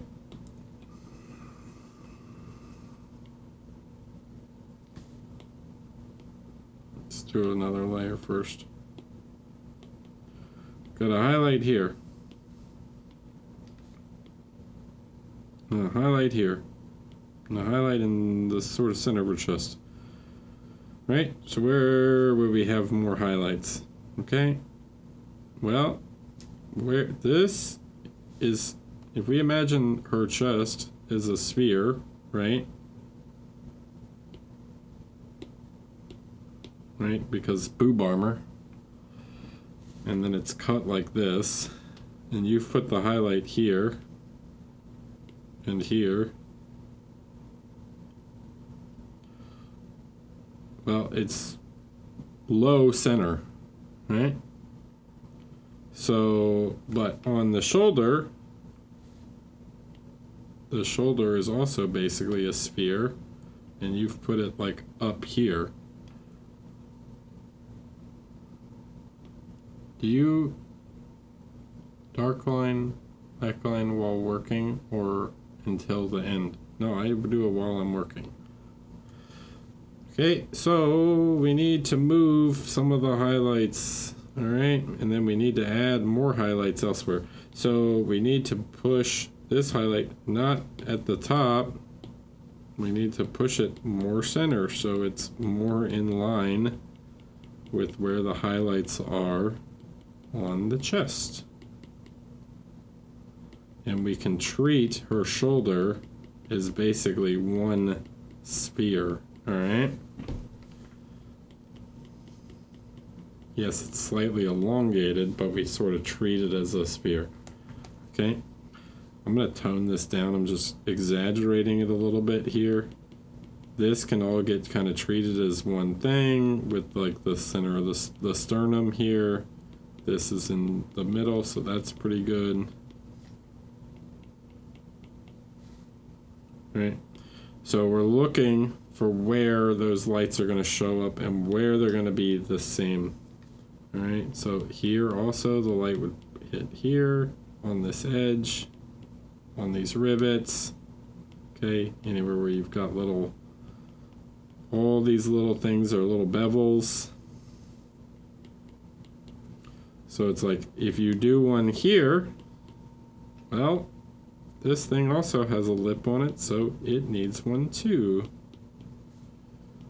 Right, so if you do it here, and then the rivet, and the rivet, and then this would also get one. All right, so just try and think about these shapes, and that these are like tiny little cylinders, right? All these little beads, right? Because this is what gives structural integrity to armor, by the way. Because actually, armor is pretty thin. It's pretty thin sheet metal because you don't want to make it too heavy. So they put this bead, they roll the edge over. Like basically it's like folded over and rolled over. They put that there so that it adds rigidity to the armor. So there's these tiny little cylinders that go around the edge of the armor, and we use that to create, we render them as little cylinders. Okay.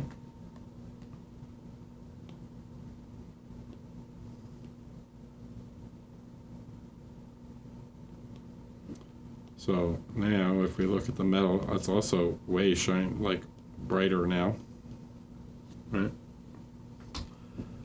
And then we could also push more dark colors in here, but then you could also get fancy and start doing things like adding more greenish reflections to the armor. So instead of, let's see.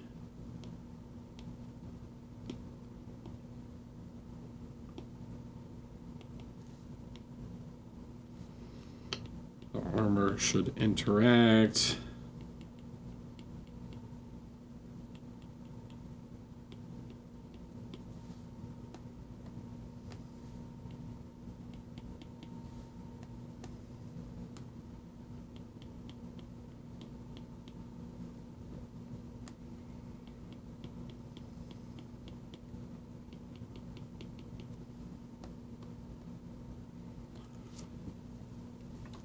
Okay. So don't leave it so plain, you know? It's like it's too much of just one color. So introduce some of the other colors into the armor.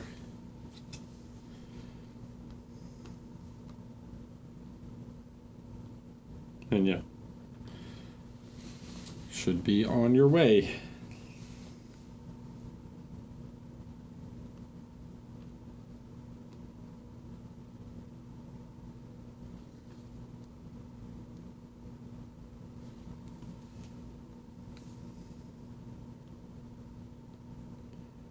Hi Eric, it's been a while. Hope you're well. Would love some general feedback on this captain lady. That's pretty cool.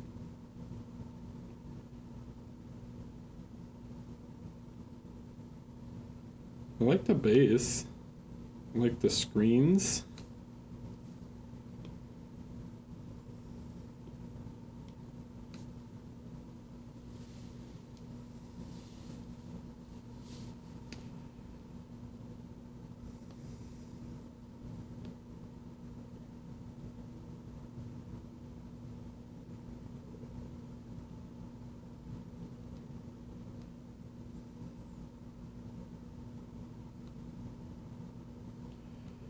Generally speaking, I think it's pretty strong. However, I think some things, I know it's a Necromunda figure and it's pretty tiny. Or at least I believe it's a Necromunda figure. It could be something else. Based on the... Going off the base, I think it's a Necromunda. Okay. So, some of the rim lighting from the screens is slightly off the OSL. Also,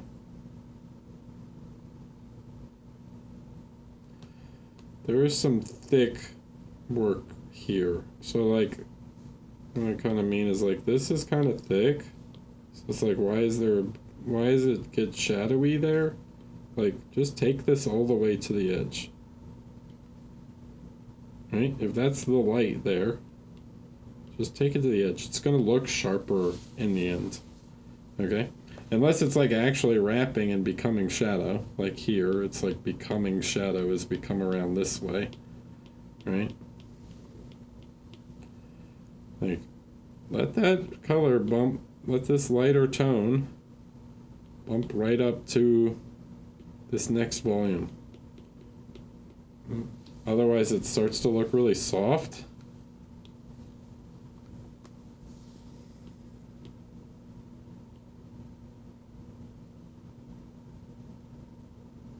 This creates a much sharper, cleaner effect. She's from the Red Corsair set? Really? Oh, okay. Well, shows what I know.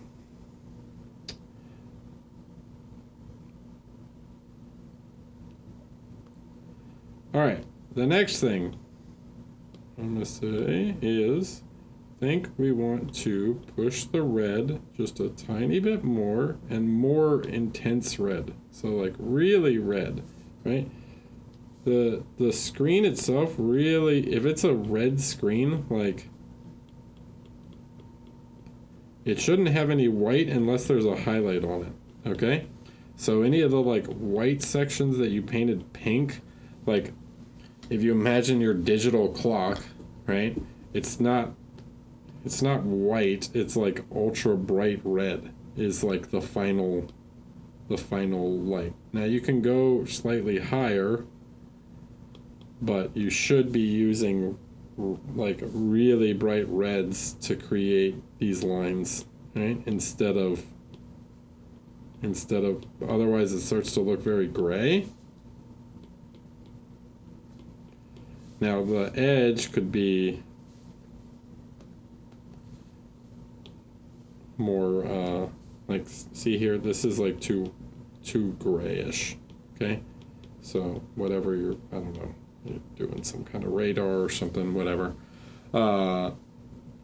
Yeah, we want those to actually be reddish, okay? Not gray.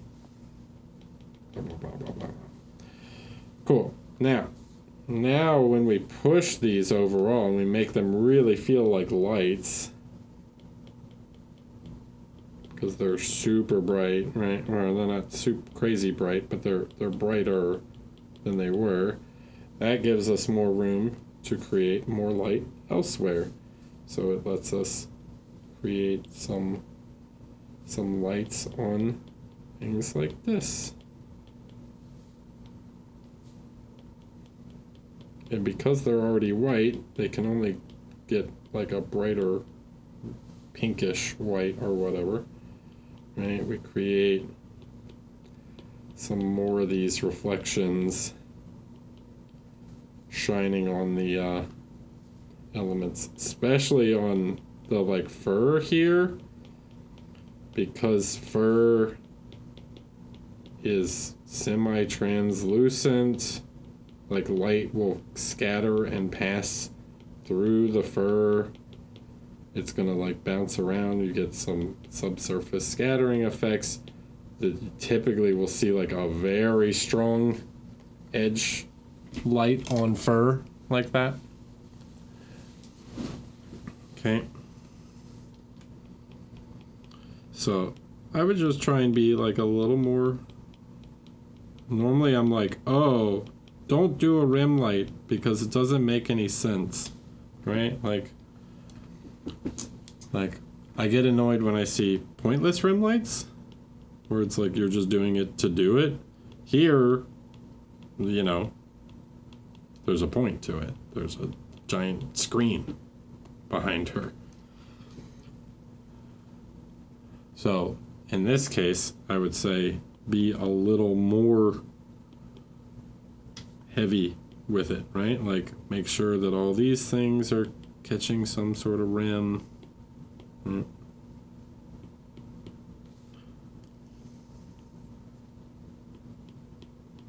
by making the screens themselves brighter, you're able to have that red influence more of the model.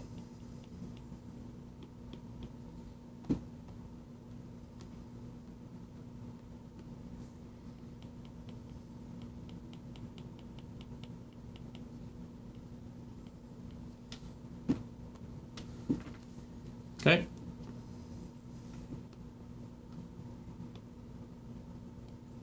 So we can see, bam, right? And also you've got so much light color here that doing this is going to help push more attention upwards where we want it. And in fact,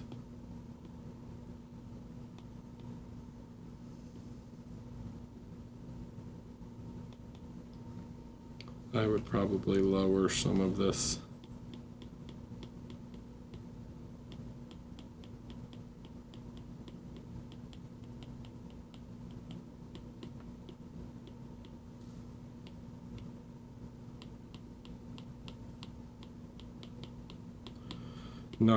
Knock it down just a touch in order to, further. It's not a huge difference, but it's a little bit, and it helps draw the attention. Okay. Black Cat. Erica just wanted some general feedback on this piece. Okay.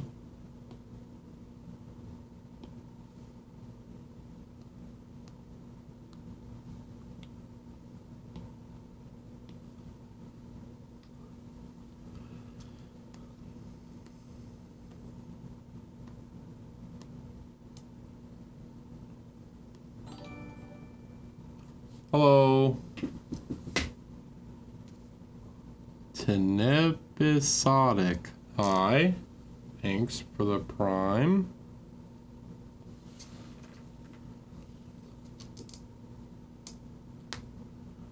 Alright. So, two things are going to help this piece. One is that his skin is too linear. Okay? Too much of the same color. It's all sort of just the same color progression of like tannish brown to light skin tone. Okay? The other is his shirt. His shirt is like way too white. His shirt is like ultra contrasty. Okay? I don't quite understand why. Okay? So for some reason you decided to make his shirt the most contrasty thing on the model. So let's tone it down.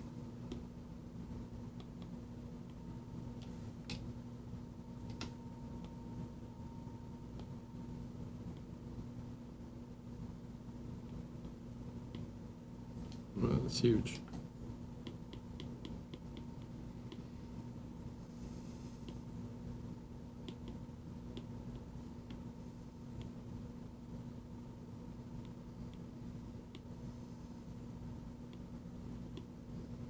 Blue can just be blue, guys.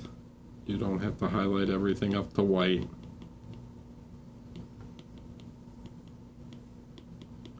We have contrast elsewhere.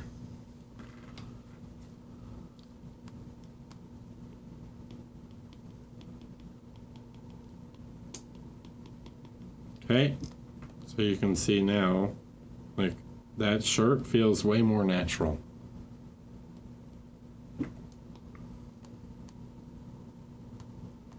And in fact, I might even consider darkening his leather apron some, because it's maybe a bit close in terms of like skin tone. So I think you could actually drop this down too.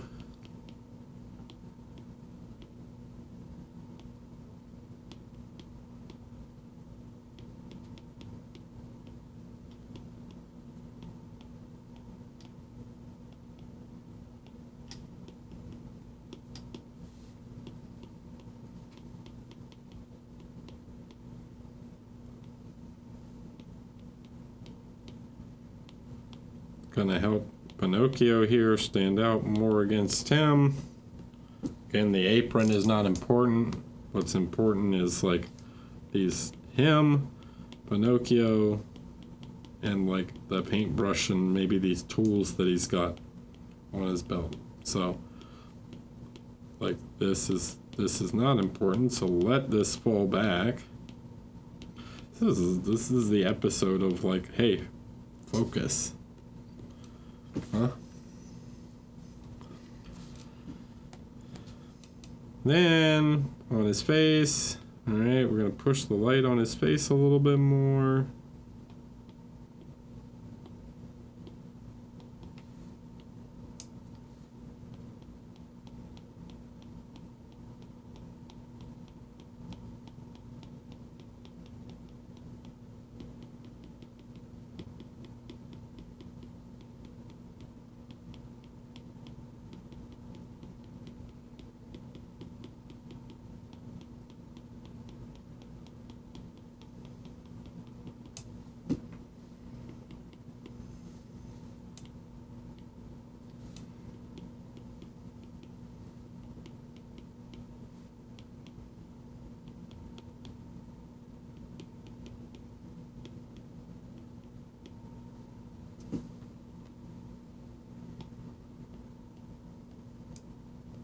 See how flat he feels?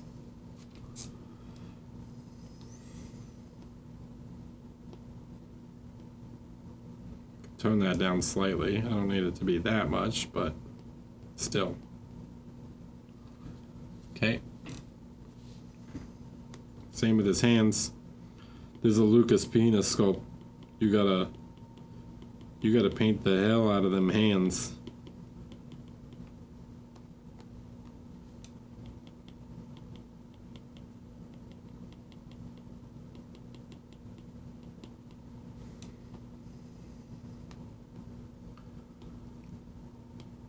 Then let's come in and let's play with the coloration of his skin a bit.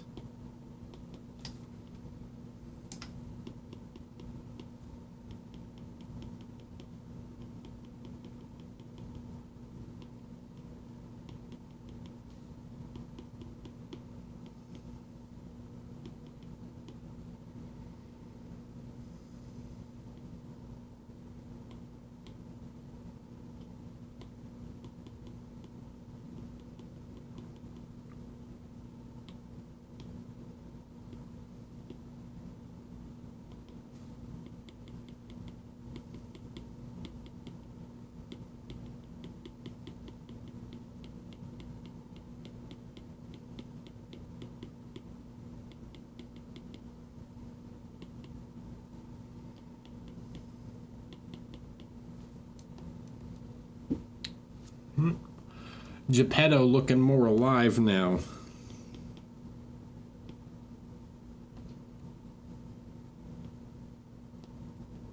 See the difference?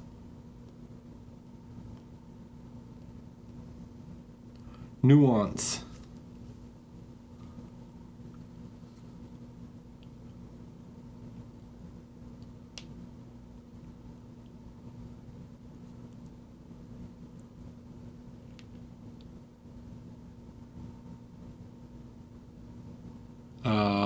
Sam, that is, just never take rules like that as a statement. It's just interpretation. It's perceptual color. right? So what we might read as more purplish does not actually mean that it's purple. It's just perceptual color. Okay, so anyways, those things, I think you do those things and you'll have quite the good. See how flat this kind of feels? Everything feels, nothing really like popping out at you. This pushes his shirt and apron backwards and brings his face and hands and Pinocchio out forward. So we're like moving things back and bringing things forward.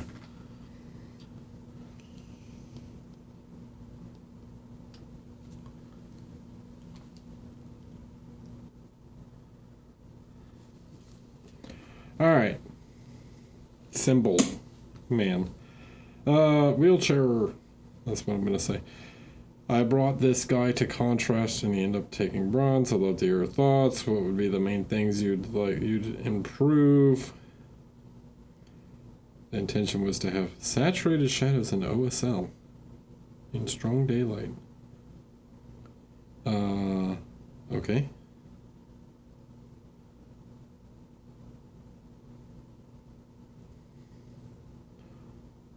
Yeah, it's a lot.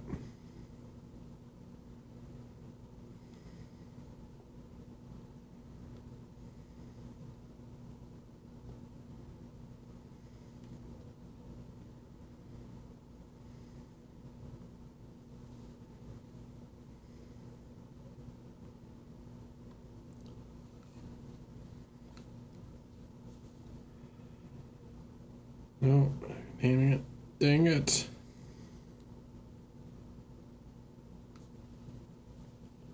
Alright. Interesting. It's very sort of craft worldy with the colors, very purple. I think it's alright.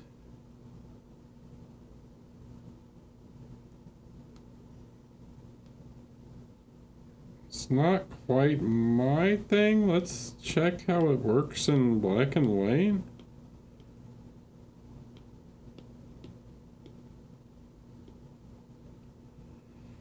I think it works pretty well.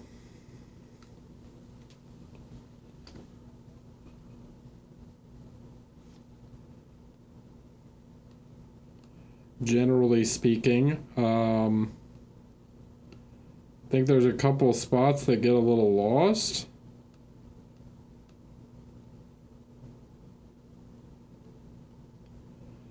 I think some of the metallics are a little overdone. So what I sort of mean here is like with some of these elements. So let's just work in black and white for a minute, and then we'll keep the. We're gonna do this as just an add layer. So yeah, I think some of these are like a little over contrasty. You can maybe simplify these a little bit. I think we're missing some light on this guy's face.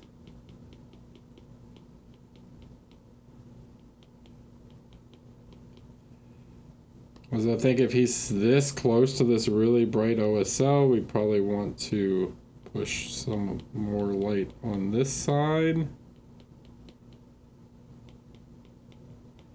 This is a secondary light source. Whatever's going on here, we probably want to add a bit more of that. Because he's extremely close to the light source, and when you're, because of the inverse square law, things that are right next to the light source are going to be much more intensely bright. Like the hat. Probably his ear. Then this is white. So I think I would up the shadows just a touch so that they're not all the same. I'm going to create that material separation. So I think you kind of overdid the shadows on the white element.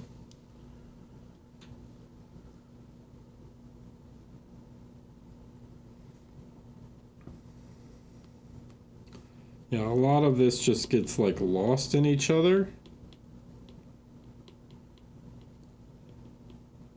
So over-reliance on value contrast can often lead, or color contrast can lead to like a noisy image. So we need to use value in order to make things readable first, and then let color be secondary, right? Then we can use color contrast. Like this guy, he's just lost. Okay, so you can see sort of the difference here. Pushing the lights, now we check it in color.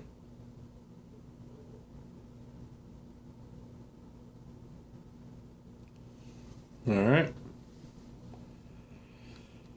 And then there's certain elements that I think we could just take a little darker, like some of these parts here, I don't think are very important, so we could bring them down.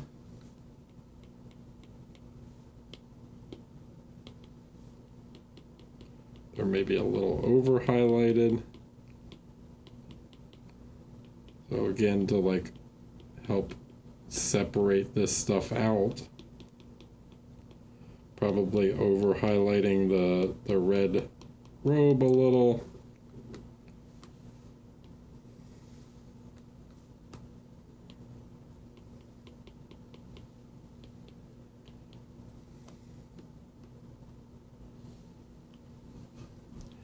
So yeah, let some things fall back and let other things come forward, and we'll create a more readable image across the board. All right. See how just doing that again helps the little guy come forward. So like, let's duplicate. All right, so now this guy gets kind of lost. Yeah, especially when you're, this is a small figure, so when you look at it like this guy gets kind of lost. This helps pop him out. All right. So yeah, just constantly looking to this idea of visual hierarchy and where we want to draw the eye. Eye mark.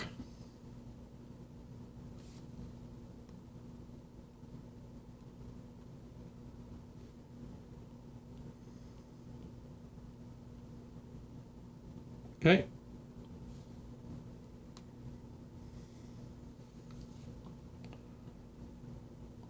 Nitro Spectra. Appreciate any feedback and whatever you think needs the most. Not fully done. I'm considering adding some dust and dirt to the base and lower legs with weathering powders to tie in the figure of the environment more. Thanks.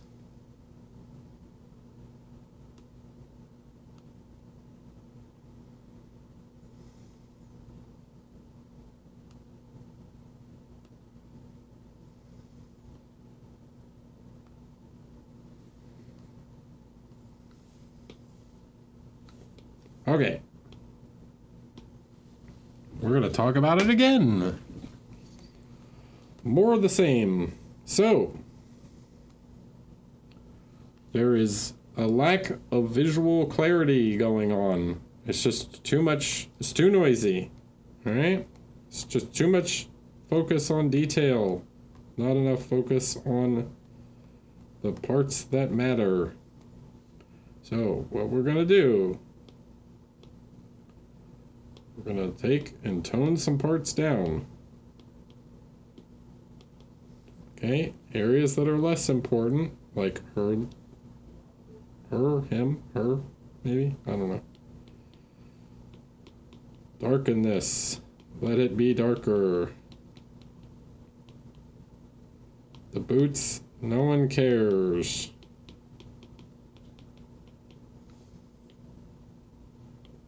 all this stuff. Darker. Trying to do too much detail and not enough, like you're trying to highlight like every little individual fold and stuff here, and you're losing the overall shape and impact of the piece, which is the gun and the helmet.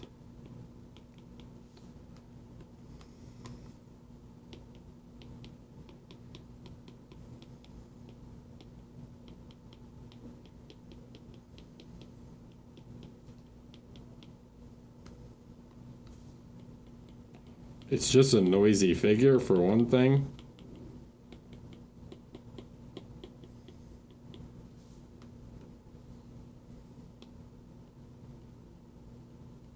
Okay.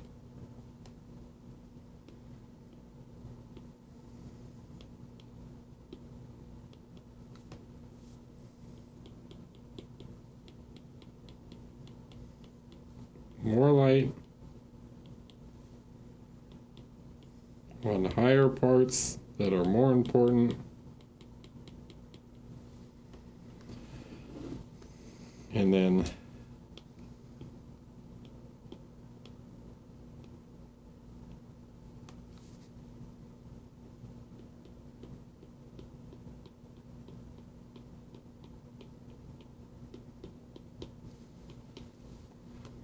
okay, so use focus.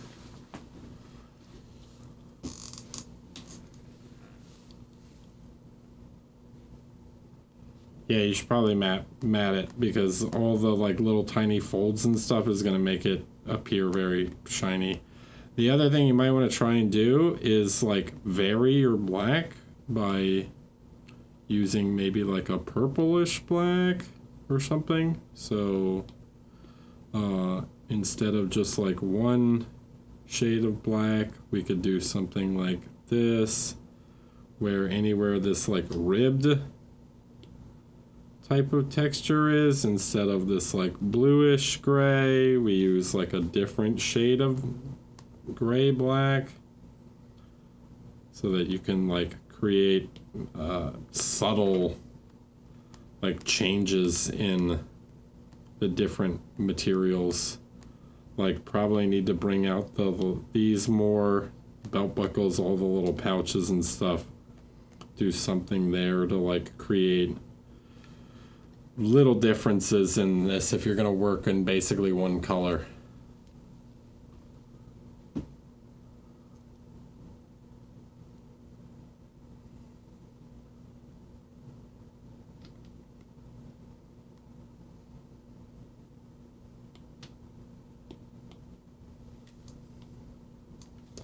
Then I would also cheat some light into the far side of the visor, even if it's not in direct light, like just to give it some definition.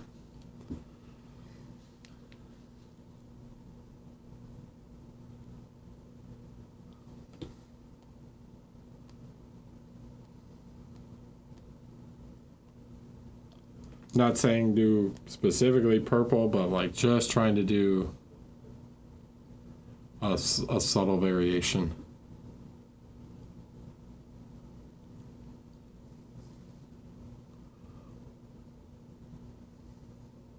Okay, so that's the big things that I would point out to you, is just try and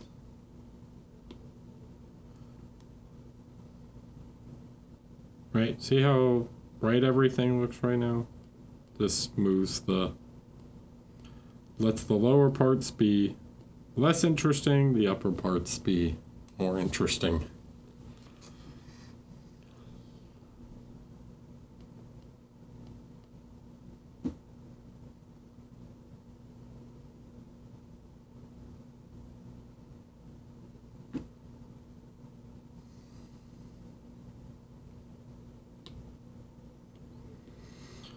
Salad.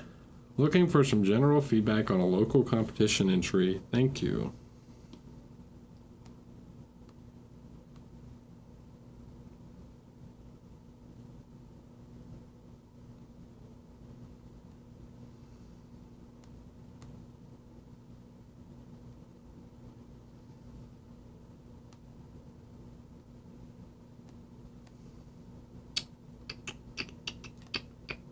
Can't just leave that like that.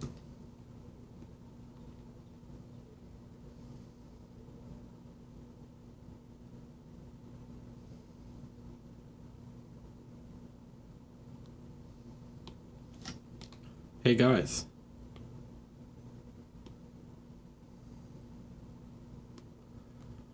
You have to paint the backs of your models. Alright, here. So, one thing, our first thing. Okay, we need some more on the metal. More detail here. Push that light a little bit.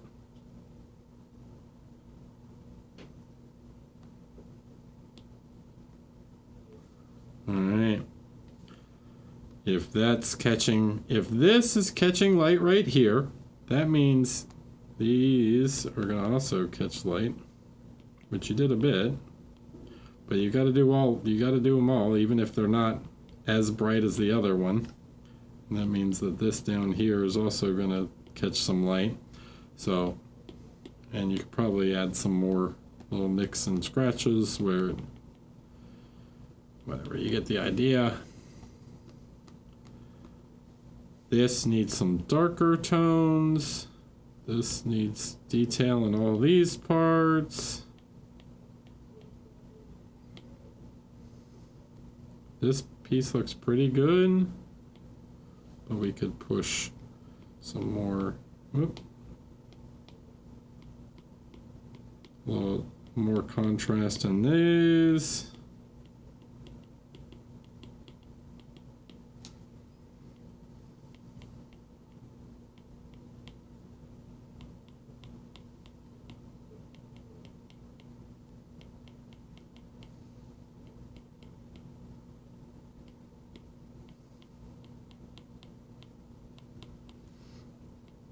So it's like you went most of the way, and then you kind of just stopped. Like, where's all the detail in here?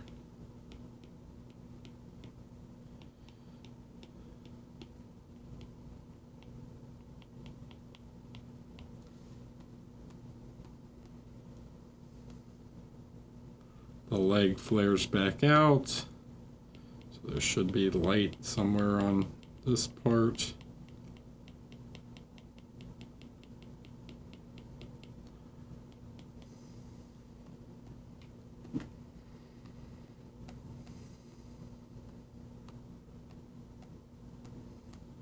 One reflection, just one. One bigger than, and if you're going to do two, one should be bigger than the other one.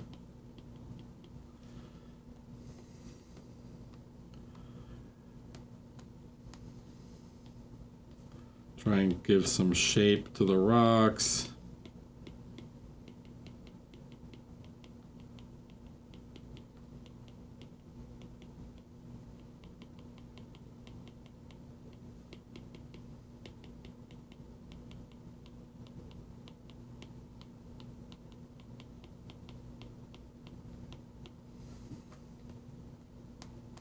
Not saying they have to go this bright, but you need to create some form to it. Hey, do you have any advice on when or which areas to make saturated versus not? That is a way too in-depth question for right now.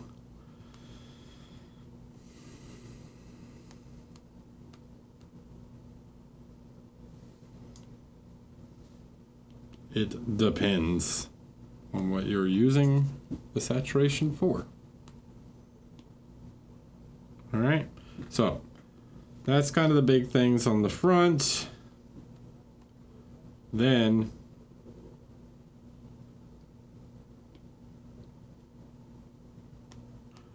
this is not acceptable. This is still metal. It would reflect the sky or something. You have to paint the back. Like, there would still be, even if it's not as much as on the front, right? Because you're not getting direct sunlight, there would still be variation in these parts. So you have to paint this stuff. Okay, you got to paint this stuff. Like there's information and elements back here that are just base coated, like they're not painted. Back of the helmet's not painted. Like, do something with it, you know?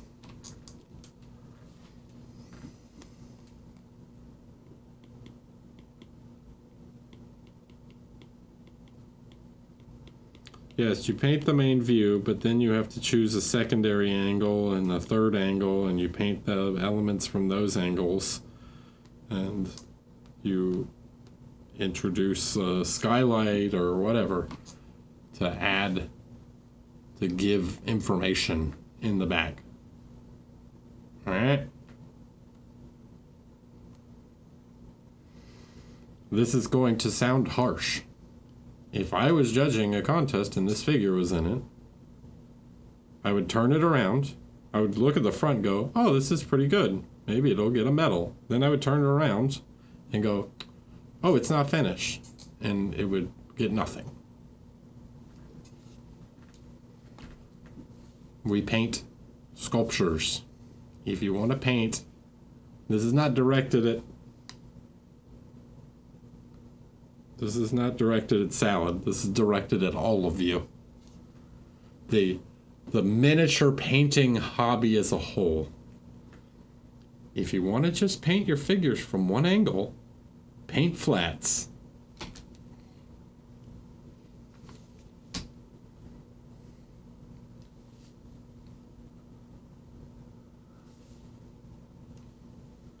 Hey Eric, looking for general feedback on this piece.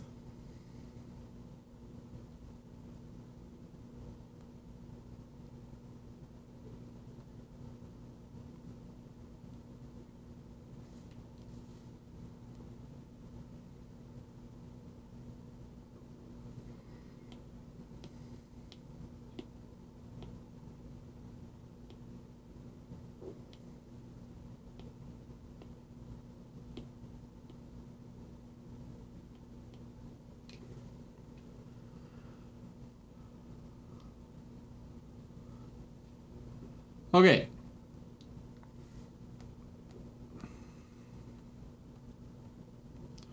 So, a thing about cast shadows. You have to be consistent with the change in values from one material to the other. Alright? Right now, the change in values are not the same. Okay? And you've introduced the second light. Why does her skin shadow go from this to gray? Right? This is the shadow. This is her shadow, right? Roughly. Basically, this is the shadow of her skin. You don't just suddenly lose the color because it's in her shadow. Alright? So, the shadow of her skin should still be reddish.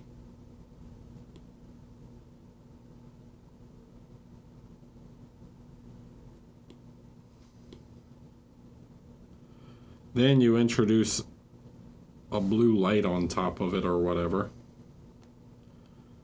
Right? So this color doesn't work. There is no difference between a cast shadow and a form shadow. They are the same thing. They are just the fact that they are not being hit by light. Alright? So, you don't suddenly change color, right? You don't just paint a whole new effect when something enters shadow.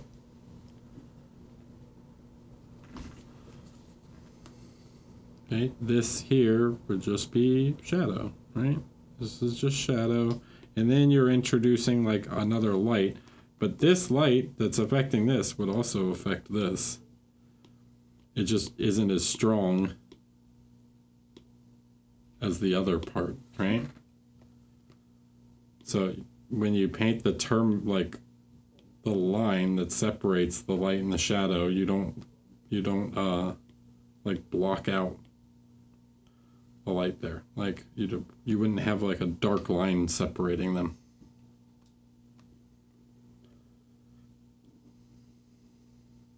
Okay.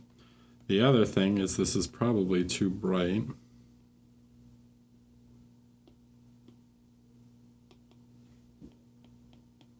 We want to bring this down.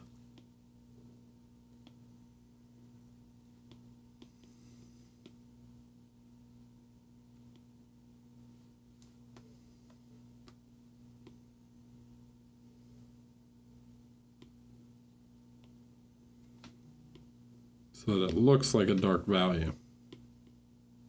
Okay. Then the reds should be super dark.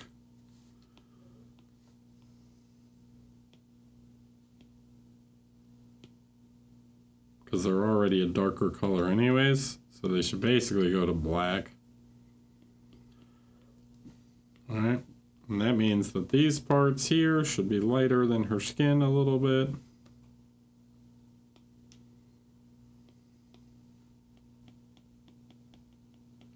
And you should still have some of the color of her hair in that tone. Alright?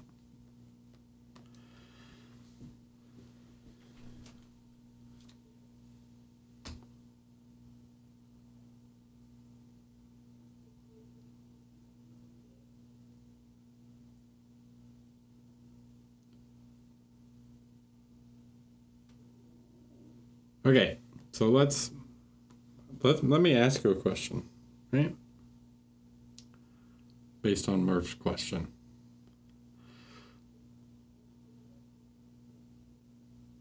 Is there any difference to the amount of light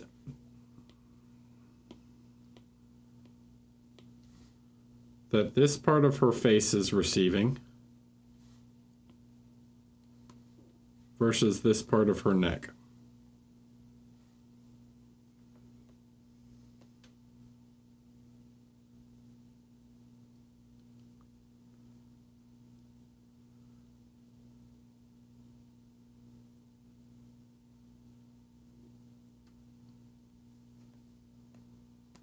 Or this part of her ear? But it's not.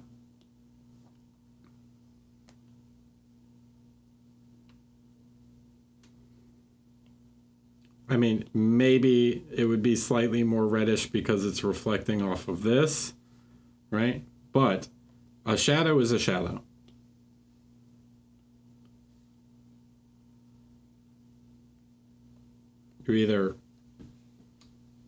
It's either in light or it's in shadow.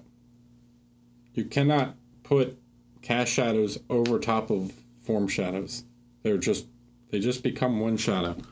So technically, if she has a shadow under her jaw, this shadow shape becomes this as it runs up her face because it's blocked by the light, right?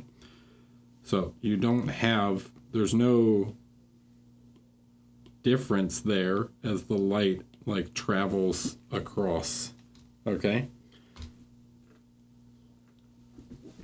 Shadow's just a shadow.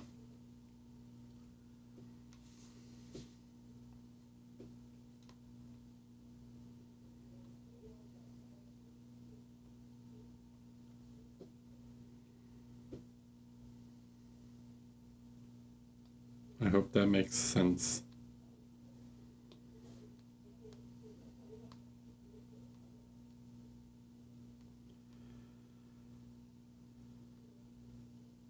Alright, this was the last one from last week, and then I will start on other ones next week, because we're getting close to 4. Hi Eric, kind of finished my first bus, went into it without much knowledge, just vibes. Pretty roughly textured and some edges got repainted over because I kept dropping it. I appreciate any critique and criticism. Ooh.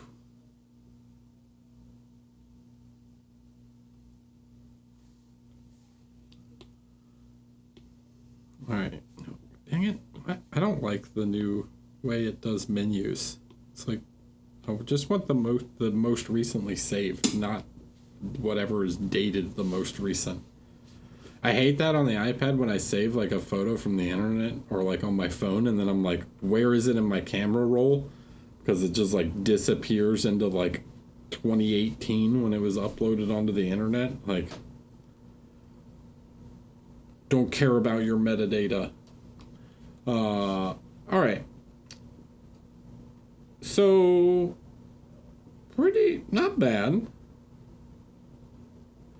What I'm going to say first is that, man, this figure is noisy. There is so much detail. I don't find these sorts of these sorts of projects can teach you to be really like sharp and clean, because you've got to like sit here and be really careful with painting all the filigree and everything, and that can teach you like some brush skills. It can teach you patience, but I don't think it necessarily teaches great like volume interpretation and things like that.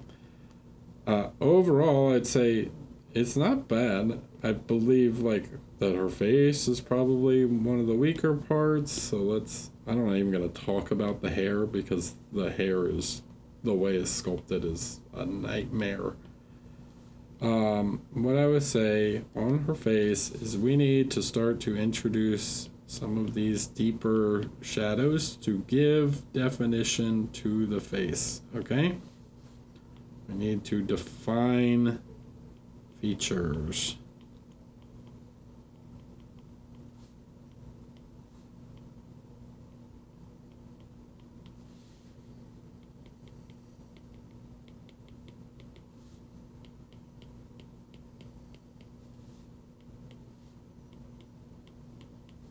Okay, so real quick, let's just look at the difference just that made.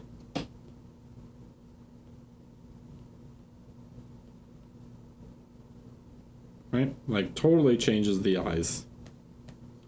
Okay, so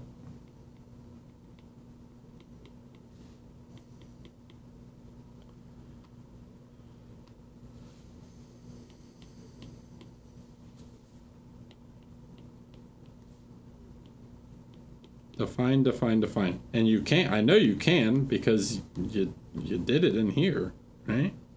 So like parts down here are well defined.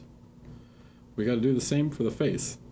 I know the struggle comes when it's like, well, what parts do I define and what parts do I paint smooth? Well, we need to get like the major like distinguishing features of the face well defined. So things like nostrils, the eyes, the mouth, those parts. Okay, the nose also. So what I would consider is coming back in with some of the shadow tone, right? And then we want to add some more shadow where we can to start to define some more features a little bit more, right?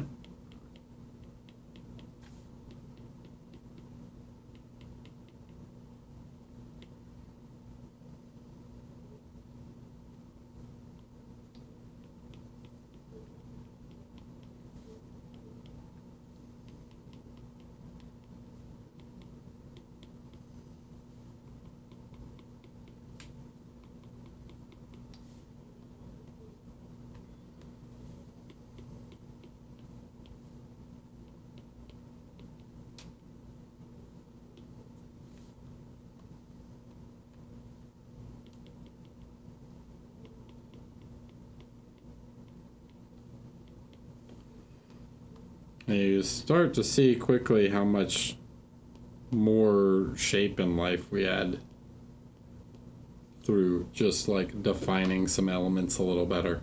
Okay? So I try and tell you guys like dark lining is so important. Well, this is effectively dark lining.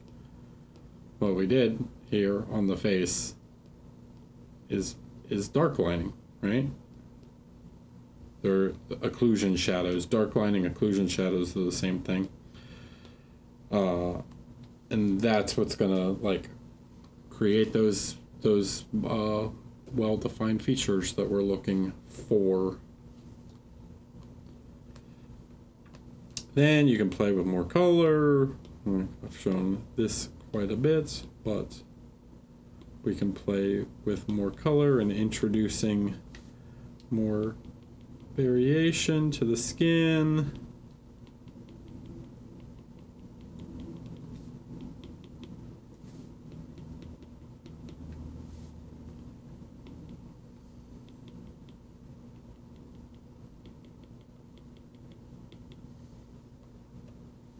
Which will further give some life.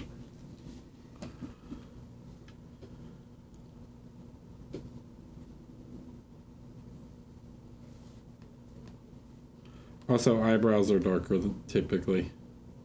Some people have extremely light eyebrows. I know I have kind of light eyebrows, right?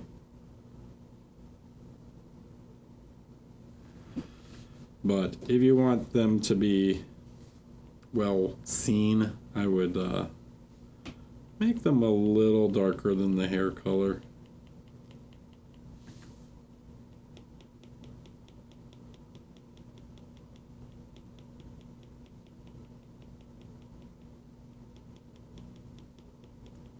Again, just because it's a landmark feature of the face that we kind of look for. With people when they shave their eyebrows look weird.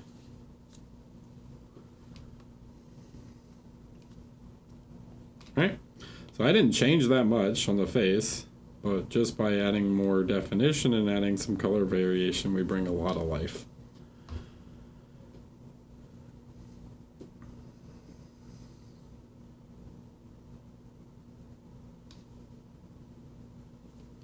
All right. Great.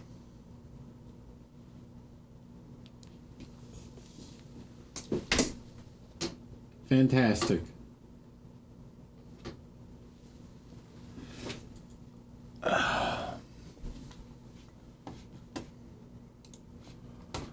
Let's see who's online.